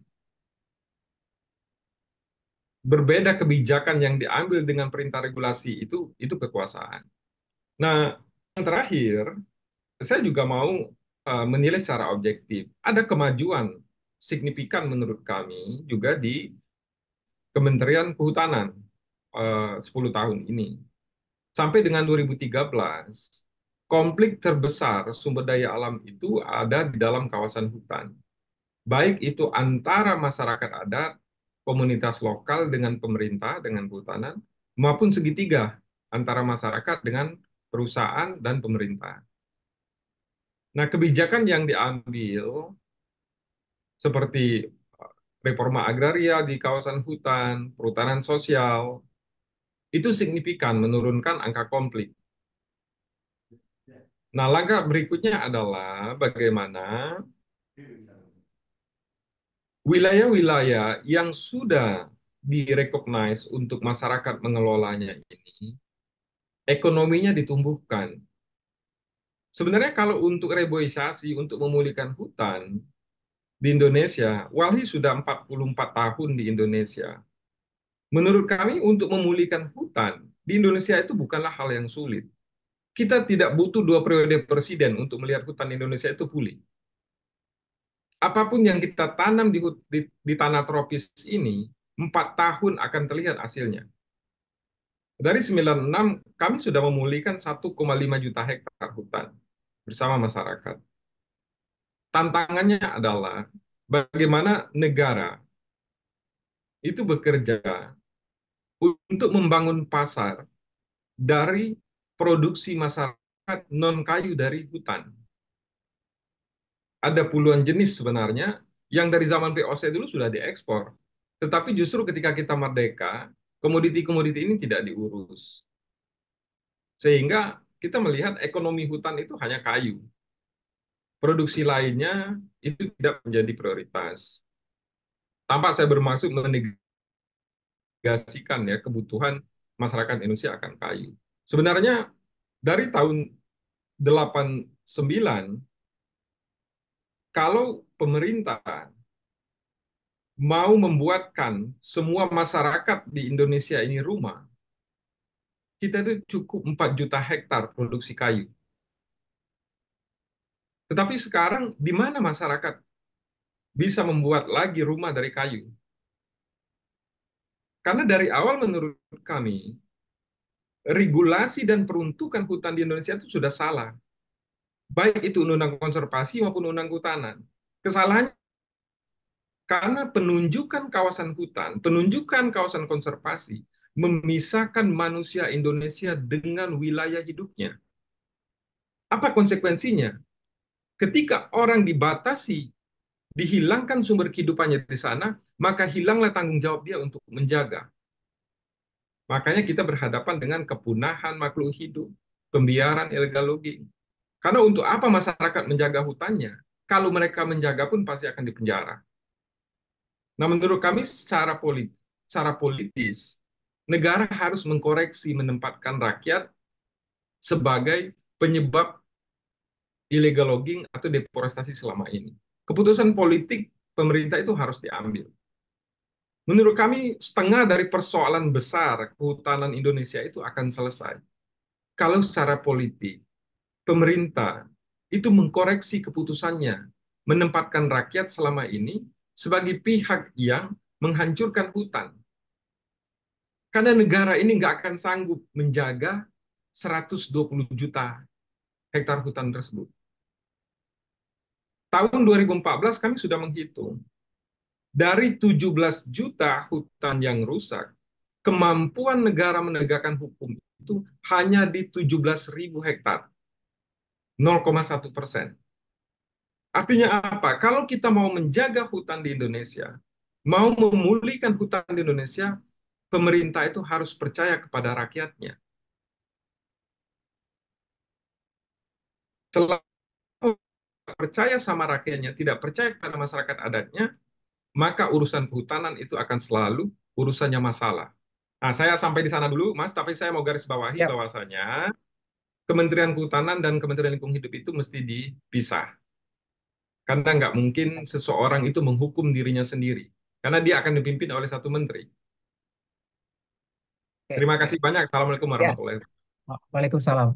Makasih Bang Zenzi. Jadi ya seperti tadi yang sudah ditegaskan terakhir bahwa Walhi sejak awal memang kurang setuju ini ada penggabungan antara LH dan kehutanan karena di kiri mengeksploitasi, di kanan eh, harusnya yang mengawasi gitu kan. Ini terjadi malah jadi satu kantong begitu ya Bang Zenzi. Tapi di satu sisi juga Walhi memberi catatan baik bahwa selama penggabungan ini, selama 2 periode ini, konflik-konflik yang terjadi di eh, kawasan hutan terutama ya konflik antara masyarakat dengan negara dengan perusahaan justru bisa dikurangi gitu dengan kebijakan-kebijakan apa namanya hutan adat, kebijakan perhutanan sosial. Itu saya pikir catatannya kita ada beberapa eh, penanya di sini ya. Mungkin banyaknya sih ini yang datang untuk pemerintah sebenarnya, tapi karena saya memang tidak menghadirkan eh, apa namanya narasumber dari KLHK karena mereka malu-malu untuk bicara nasib sendiri di di apa namanya di forum terbuka gitu ya. Sementara kalau ketemu secara personal lah mereka ngomong juga sebenarnya gitu ya. Tapi di forum terbuka mereka akan malu-malu. Tapi mungkin saya bisa dibantu oleh bapak sekalian narasumber semuanya. Kalau ada pertanyaan terkait dengan apa namanya eh, kinerja KLHK mungkin bisa dilihat dari bisa dibantu disampaikan pandangan dari bapak dan ibu sekalian. Salah satunya adalah pertanyaan yang datang dari Mas Sandi Rahmat ini dari UIN Suskariau yang ini kan rata-rata nih apa narasumber yang saya undang kebetulan sepertinya memang lebih cocok kalau LHK-nya disahkan gitu ya. Nah, cuma pertanyaan yang disampaikan bagaimana koordinasinya kalau misalnya ini dipisah gitu. Kalau di satu mungkin dianggap lebih mudah koordinasinya. Apa mungkin kira-kira eh, bagaimana menurut pandangan mungkin Pak Wira deh, saya minta pandangannya. Kalau misalnya dipisah koordinasinya, katakanlah tadi izin disatukan saja gitu ya, maksudnya KLHK dijadikan satu aja, izin AMDALnya itu lamban gitu lah, ya kan? Kalau sementara kalau dipisah, bagaimana menurut Pak Wira? Oke, Monggo, Pak. terima kasih Pak Sugi. Dulu sebelum bergabung dengan lingkungan, zamannya Pak SBY dan sebelumnya, itu kan industri kehutanan juga udah berkembang. Istilahnya Ya, zamannya Pak Bob lah ya. Dan perkembangan itu juga sudah menjadikan satu nilai devisa yang cukup besar. Ada beberapa salah kelola waktu itu sehingga apa kehutanan dapat warna sunset gitu ya dari perbankan. Itu bisa disalahkan, bisa disuarakan itu kesalahan-kesalahan zaman bahla lah itu ya. Itu tangan besi yang berjalan. Tapi zamannya Pak SBY hal itu sudah mulai banyak dikurangi. Dan perizinan untuk lingkungan itu memang orientasinya dulu kan daerah, selalu di daerah, yaitu melalui kalau dulu namanya sebelum PTSB ya, itu kaitan ya, sama apa dinas penanaman modal, orientasinya ke sana dan untuk lingkungan itu di kehutanan daerah, kehutanan daerah. Dan nantinya ada beberapa sisi yang kita melihatnya adalah tidak se ekstrim sekarang dengan perlakuannya, dengan antriannya dan biayanya. Saya hmm, kaget itu ada anggota yang mengurus untuk 3,8 hektar, sekitar 4 hektaran. Itu dia kena 1,6 miliar. Itu resmi katanya. Wah, saya bilang gila. Nah, terus akhirnya muncullah orang pertama yang bicara bahwa saya bisa selesaikan dalam kurun waktu 6 bulan. Karena ini adalah PMA, mau nggak mau dia anggap bahwa ya ini solusinya. Indonesia warnanya begitu. Nah, dikasihlah beberapa sebagai tanda jadi. Nggak kelar, padahal itu orang kehutanan itu yang katanya bicara seperti itu. Sehingga dari situ sampai saya akhirnya kita gabungan di beberapa asosiasi kehutanan. Kebetulan pas kita dipanggil KPK ada beberapa masalah. Ini saya utarakan. Meskipun teman-teman bilang Pak Wira jangan. Tidak apa-apa, ini kan ada satu penyimpangan. Masalah itu nanti ditelusur oleh KPK menjadi bahan atau tidak. Itu urusannya KPK. Saya KPK. sampaikan ke KPK bahwa ada beberapa sisi karena muncul antrian, akhirnya akan muncul Superman di situ karena Ya. istilahnya kalau kita kasarnya makelar. Tapi kalau Hmm. mereka-mereka yang sering di Amerika itu Superman itu yang bisa apa Jadi moral hazard ya Pak ya. meloncat itu. Nah, nah, Karena baik, Ultraman pun kan jadi anggota dewan, anggota baik. DPR. Makanya saya Oke, melihat bahwa terus akhirnya dicek sama KPK ke daerah-daerah anggota-anggota ISWA yang ada komdanya. Ini kan satu keniscayaan yang seharusnya kita malu. Gitu.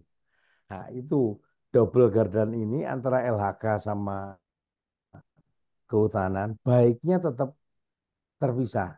Nah, itu tadi disampaikan oleh eh, Pak Dino, begitu juga Wal sampaikan bahwa satu badan bisa menentukan tangan kiri, tangan kanan. Ini kan suatu hal yang super itu.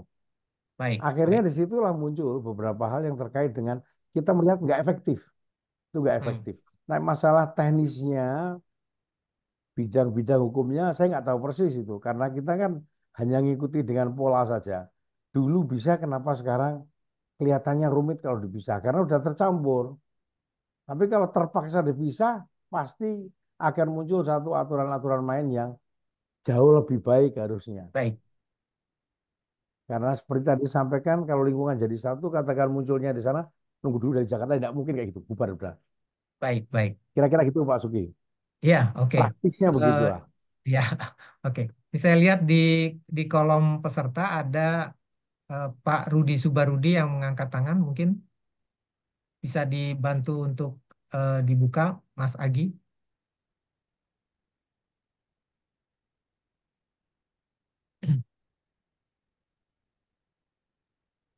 Mas Agi, Mas Agi,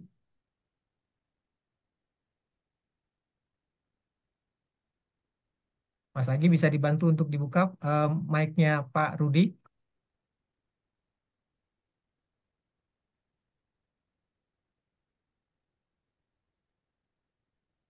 Bentar ya.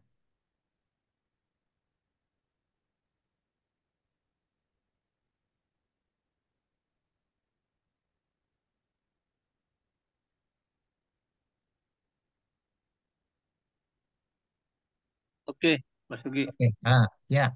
Silakan Pak Rudi. Ya, Apa kabar Pak? baik-baik Mas Nugi. Ya, Ya. saya setuju ya. Dulu dari awal waktu penggabungan juga Mungkin saya sudah Pak menulis itu. Pak Ya, Rudi, mohon maaf, bisa diperkenalkan dulu banyak teman-teman mungkin yang belum kenal. oke. Nama saya Subarudi. Saya dulu peneliti Badan Litbang Inovasi Kehutanan. Sekarang sudah pindah di BRIN di bagian Pusat Riset Kependudukan dan sekarang di kelompok riset manajemen sumber daya alam.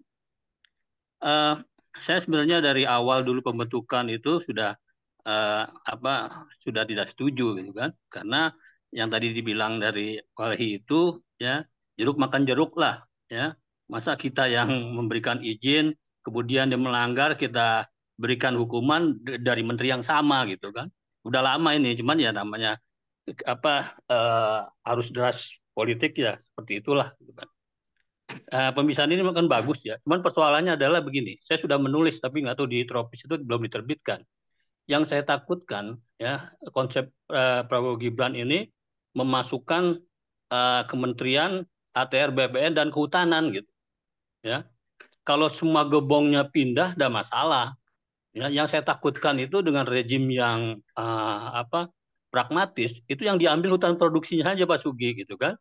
Wah ini bahaya ini menurut saya gitu kan. Nanti katanya saya dengar juga bahwa nanti KLHK kan menjadi Kementerian Lingkungan Hidup dan Ekonomi Hijau, ya. Hutan konservasi dan hutan lindung ada di sana gitu. Wah ini menurut saya ini suatu degradasi yang cukup sulit lah gitu kan menurut saya, karena walaupun di hutan produksi itu jangan dilihat hanya sebagai produksi, karena di dalamnya juga ada fungsi lindung, ya, fungsi konservasi dan sebagainya gitu. Nah ini yang saya takutkan itu. Saya minta pendapat dari masing-masing pemakalan ini seperti apa sih gitu, kemungkinan besarnya gitu. Makasih Pak Sugi. Terima kasih Prof. Subarudi. Ya, mungkin saya bisa langsung aja nih ya. Kalau tadi kita bicara berpisah gitu ya, ternyata memang di lapangan faktanya adalah berkembangnya juga diskursus bahwa ada kemungkinan kehutanannya bergabung dengan Kementerian ATR, yang kemungkinan juga yang bergabung itu hanya pengurusan hutan produksinya saja. Nah, kalau seperti ini kondisinya mungkin saya minta mungkin Mas Sadino bisa menjelaskan pandangannya seperti apa.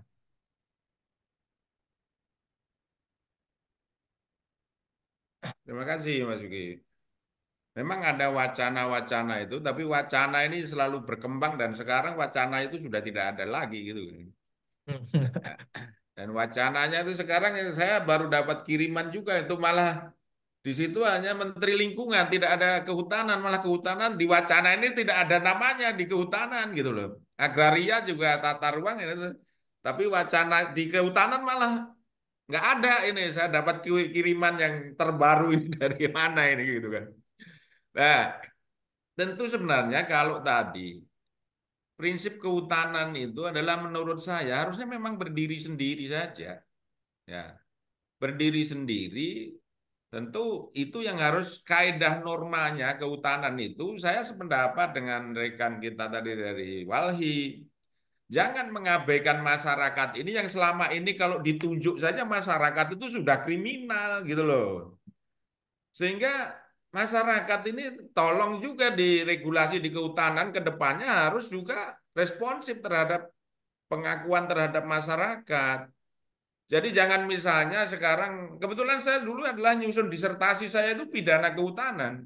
Orang kencing aja di kehutanan, dia masuk ke situ kencing tanpa izin, ini saya sambil bercanda. Orang kencing aja bisa dihukum itu, karena dia tanpa izin, saya bilang kan gitu. Nah ini menjadi problem tadi, saya sependapat dengan rekan saya dari Walhi tadi. Ke depan regulasi yang ada, Badak 41, itu harus dibenahi.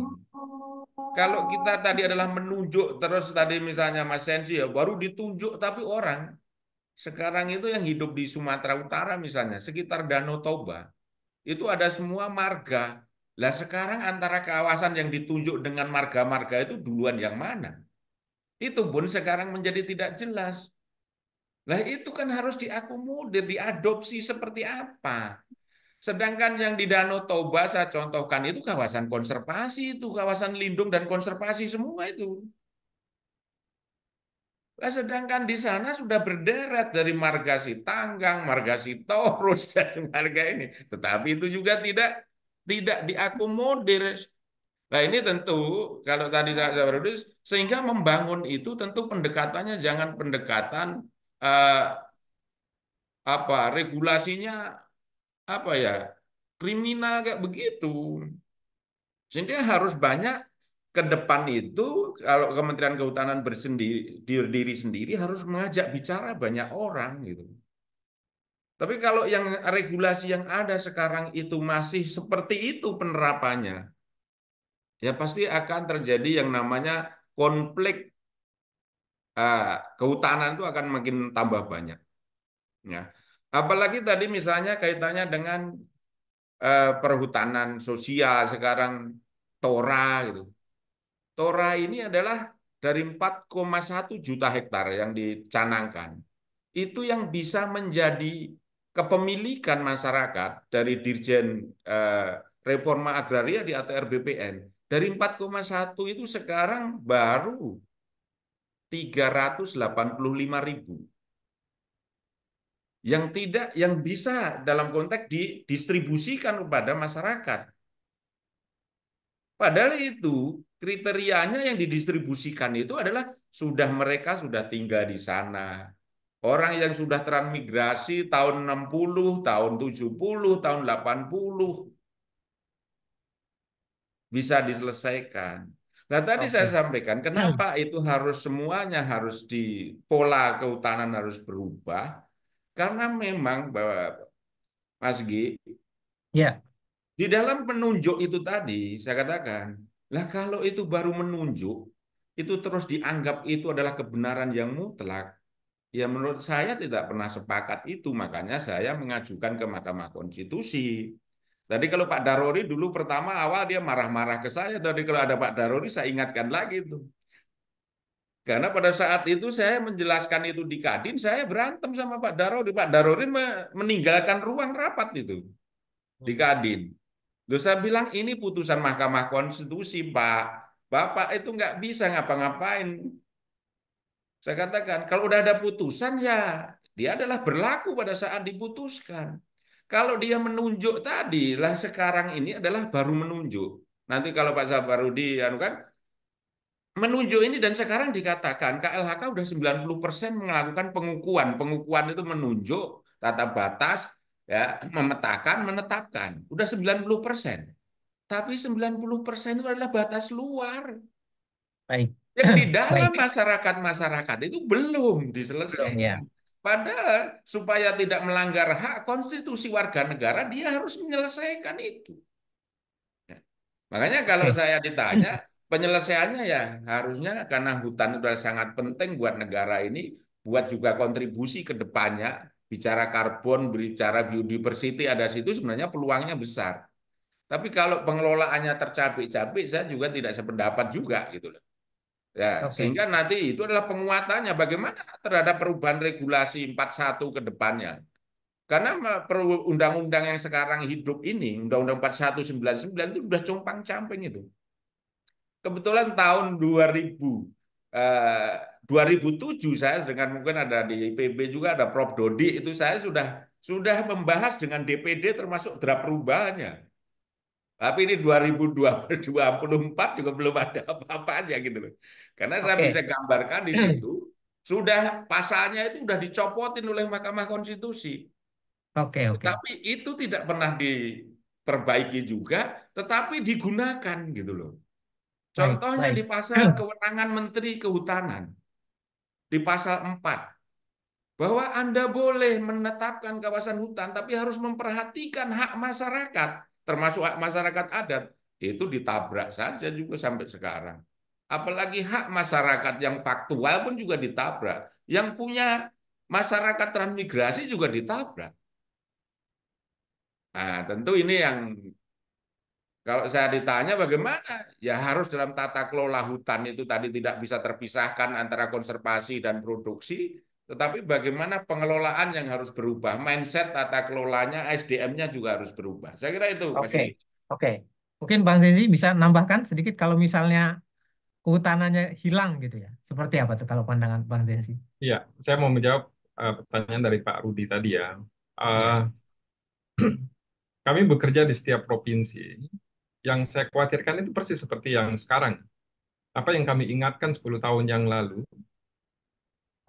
pemerintah itu baru percaya setelah terjadi.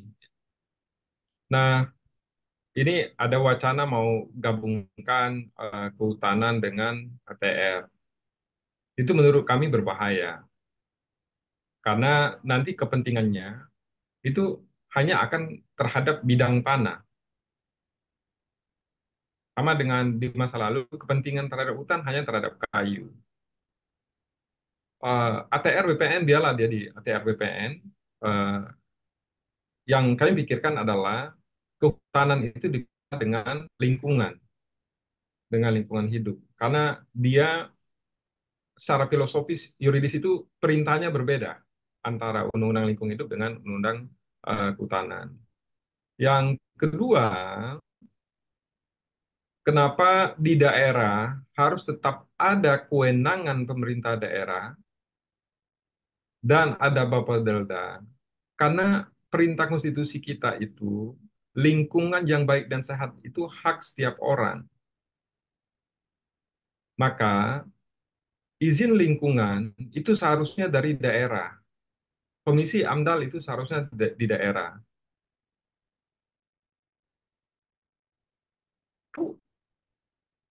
Suatu daerah apa menteri izin tersebut? Tahu nggak menteri siapa saja yang menghirup udara di sana? Siapa saja yang tanahnya akan hilang? Nggak tahu. Artinya izin lingkungan yang dikeluarkan menteri itu bukanlah izin atas dasar regulasi, tetapi atas dasar kekuasaan semata, walaupun dia ada di undang-undang. Supaya akses politik rakyat bijak dekat, tidak berjarak, izin lingkungan Komisi AMDAL itu ada di daerah, izin lingkungan dari daerah. Supaya dekat antara masyarakat yang akan terdampak ke bupati itu dekat. Ada ruang dia untuk menyampaikan. Yang kedua, apa yang harus hadir di daerah dari Kementerian Lingkungan Hidup, itu Bappedelda harus dihidupkan lagi. Jadi ada pejabat vertikal di daerah yang fungsinya itu mengawasi, menegakkan hukum. Nah, kewenangannya itu dia di dalam struktur Kementerian Lingkungan Hidup supaya tidak dalam intervensi kepala daerah. Nah, selama ini penegakan hukum di daerah, pengendalian kerusakan tidak berjalan di daerah. Karena fungsi pengendalian dan kontrol itu ada di Dinas Lingkungan Hidup yang diinstruksikan, diangkat oleh bupati atau gubernur. Nggak akan mungkin dia melawan keputusan politik gubernur dan bupatinya. Jadi rekomendasi kita dua, satu, urusan kehutanan itu jangan disatukan dengan ATR BPN. Karena itu bencana besar di masa depan, yakinlah. Yang kedua, izin lingkungan Komisi AMDAL tetap di daerah. Yang harus ada di daerah itu Bappedelda. Bappedelda ini pejabat atau struktur atau badan yang secara struktural di bawah Kementerian Lingkungan Hidup. Nah, kalau itu ada, maka satu persoalan-persoalan yang disampaikan oleh materi tadi, yang kedua persoalan nyata yang dihadapi rakyat maupun lingkungan itu bisa kita urai. Saya pikir begitu, Mas. Baik, baik. Baik, terima kasih Bang Jesse. Ada satu lagi pertanyaan ini saya lihat di kolom peserta yang mengajukan tangan. Mungkin bisa dibantu Mas Agi, Mas Junediono dibuka mic-nya.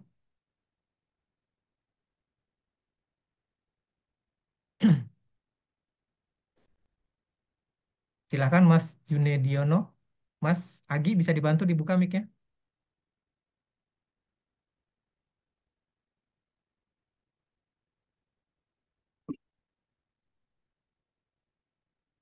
Sudah dibuka. Sudah dibuka. Mas Junediono, monggo dibuka.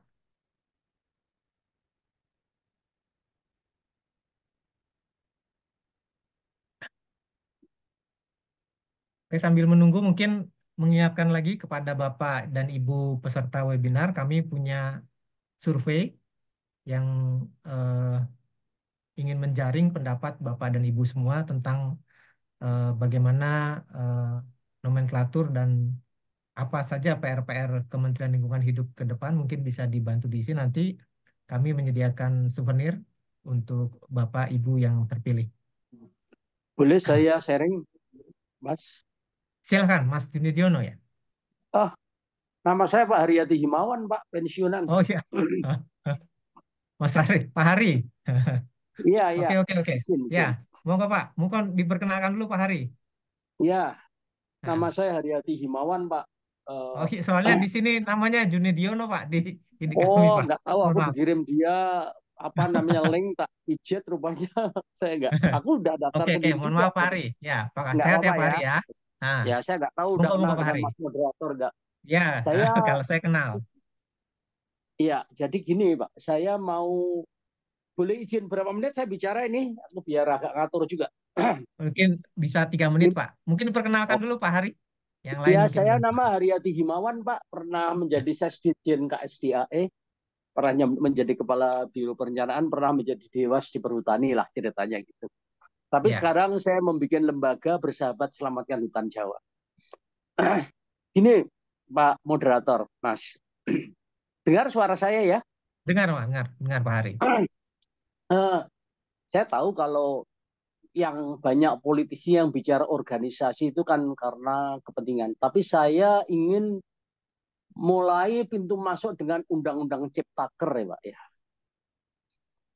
Ada dua politik kehutanan terkini itu Undang-Undang Ciptaker, yang ingin saya soroti itu adalah penghapusan klausul tutupan minimal 30% ya hutan perdas atau per pulau.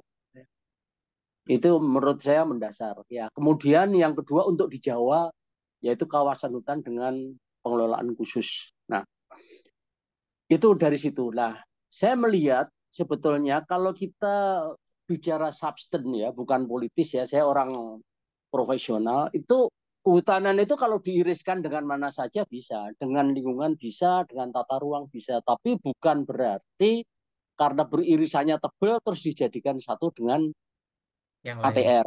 Atau bahkan kalau dengan lingkungan saya nanti ada cerita sendiri. Sekarang saya dengan ATR dulu. Terus terang ya, lahan hutan itu dari kepentingan, kalau yang saya lihat, saya dalami betul Undang-Undang Ciptaker itu. Ini seksi loh ya. Kawasan hutan itu seksi banget gitu. Apalagi dengan tadi klausus penghapusan 30% yang dianggap menghambat investasi dan sebagainya. Ini nanti kalau di bawah ATR, sudahlah, ini saya kalau bicara bahasa kecilku itu banjaan kira-kira gitulah. Ya. Jadi ini menurut saya kita publik harus berani menyuarakan kehutanan tidak boleh bergabung dengan ATR. Ya, soal keputusannya nanti, tapi publik harus berani menyuarakan itu. Dalam buku Baik. saya menyuarakan kencang itu juga. Karena yang bicara itu orang penting di negeri ini dulu kan ikut bicara, dan kebetulan putranya jadi menteri ATR kan, kita beranunya jauh. Itu yang pertama. Yang Baik. kedua dengan lingkungan, itu menurut saya irisannya tebal, tapi kalau tadi saya setuju dengan yang disampaikan tadi soal lingkungan, karena tidak fokus ya sebaiknya dipisah. Yang penting nanti pejabatnya itu mau kerja berjejaring itu loh, tidak ngurusi mejanya masing-masing ya. Itu aja sebetulnya kuncinya, bukan soal organisasinya, tapi karakter orkestrasi kerja bareng itu yang mesti harus dibangun. Itu dari saya. Terima kasih. Baik, baik Pak. Baik, kami catat Pak. Mungkin karena ini berupa bentuknya penjelasan dari Pak Haryadi gitu ya. Saya mungkin lanjut saja ke satu pertanyaan terakhir nih, mohon maaf karena waktunya terbatas. Tadi ada pertanyaan untuk Bang Onte nih khusus nih Bang. Mumpung masih ada di sini juga nih. Jadi ada yang bertanya tentang badan karbon nih Bang. Kalau menurut pandangan Bang Onte nih, kalau misalnya ada badan karbon yang mengurus tentang karbon gitu ya, seperti apa nih mungkin bentuknya yang cocok gitu? Apakah bagian dari kementerian atau dia terpisah sendiri? Wah, ini terus terang saya sangat sependapat dan Pak Haryadi terakhir ya. Jadi modelnya bagaimanapun yang paling penting kan koordinasi di antara sektor itu ya. Tapi saya Ya, juga setuju tadi check and balance perlu, yang Sensi bilang ya, yang buat aturan dan yang mengawasi harusnya beda lah gitu ya. Tapi memang di atas segalanya saya kira koordinasi, karena sebaik apapun kelembagaannya kalau orang tidak koordinasi gawat juga. Nah, oleh karena itu saya kira dari sisi pandangan saya gitu, Mas Ugi. Yang ya, penting bagaimana bisa jalan efisien. Badan karbon, saya kira sepanjang itu membuat lebih efisien pengolahan ini, kenapa tidak? Ya, yang paling penting kan target-targetnya nih. Apakah bisa misalnya mutual rekognisi antara internasional dengan kita. Jangan tambah birokrasi. ya. Jangan nanti kita mau misalnya mau jualan karbon sudah harus urus mandatori standar nasional, tapi pas mau jualan keluar juga harus urus lagi standar luar gitu. Nah kayak gitu-gitu. Ada Vera Nah, gitu kalau ya, pisah ada gitu ya. urus Vera lagi, wah itu Hmm. susah kita. Nah tapi bagaimana bisa terintegrasi dengan standar-standar lain itu menjadi penting. Jadi tujuan yang paling penting sih, bagaimana menciptakan efisiensi, bagaimana menciptakan ini sehingga strukturnya bagaimanapun yang penting ada koordinasi di antara semuanya, itu bisa jalan bagus lah. Menurut saya poinnya itu saja sih, karena kalau tidak sebagus apapun sekali lagi ya tidak ada koordinasi susah juga. Baik, Yang baik. penting prinsip-prinsipnya sih, check and balance-nya ada kayak gitu. Begitu Ya, Mas Gi. baik. Baik, terima kasih Bang Onte. Bapak-bapak sekalian narasumber yang terhormat, para peserta webinar kami. Sudah 2 jam kita berdiskusi tentang sesuatu yang menarik karena kalau tidak kita batasi ini akan sangat panjang nih. Isu ini bisa 2 hari 2 malam dibahas pun tidak akan selesai gitu ya.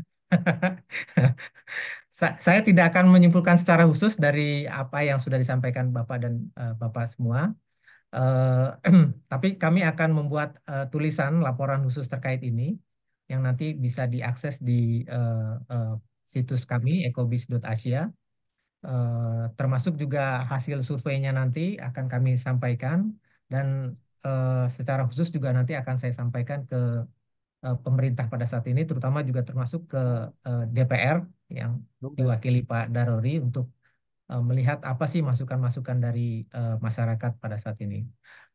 Kami juga mengundang bapak-bapak jika punya pemikiran gitu ya untuk bisa disampaikan untuk kami tayangkan dalam bentuk opini di ecobis.asia. Demikian webinar kami. Terima kasih semuanya atas kehadirannya. Kita berjumpa lagi di webinar berikutnya. Mungkin kami akan agendakan pasca terbentuknya kabinet baru Prabowo Gibran. Demikian, terima kasih semuanya untuk atas kehadirannya. Wassalamualaikum warahmatullahi wabarakatuh. Makasih Bang Onte, Bang Waalaikumsalam. Zenzi, Makasih, Mas Adino, makasih Pak Mas Wira Sugi, atas kehadirannya, pemikirannya. Jensi, Makasih banyak. Ya, makasih Tadia, Pak dan Sugi. lain-lain.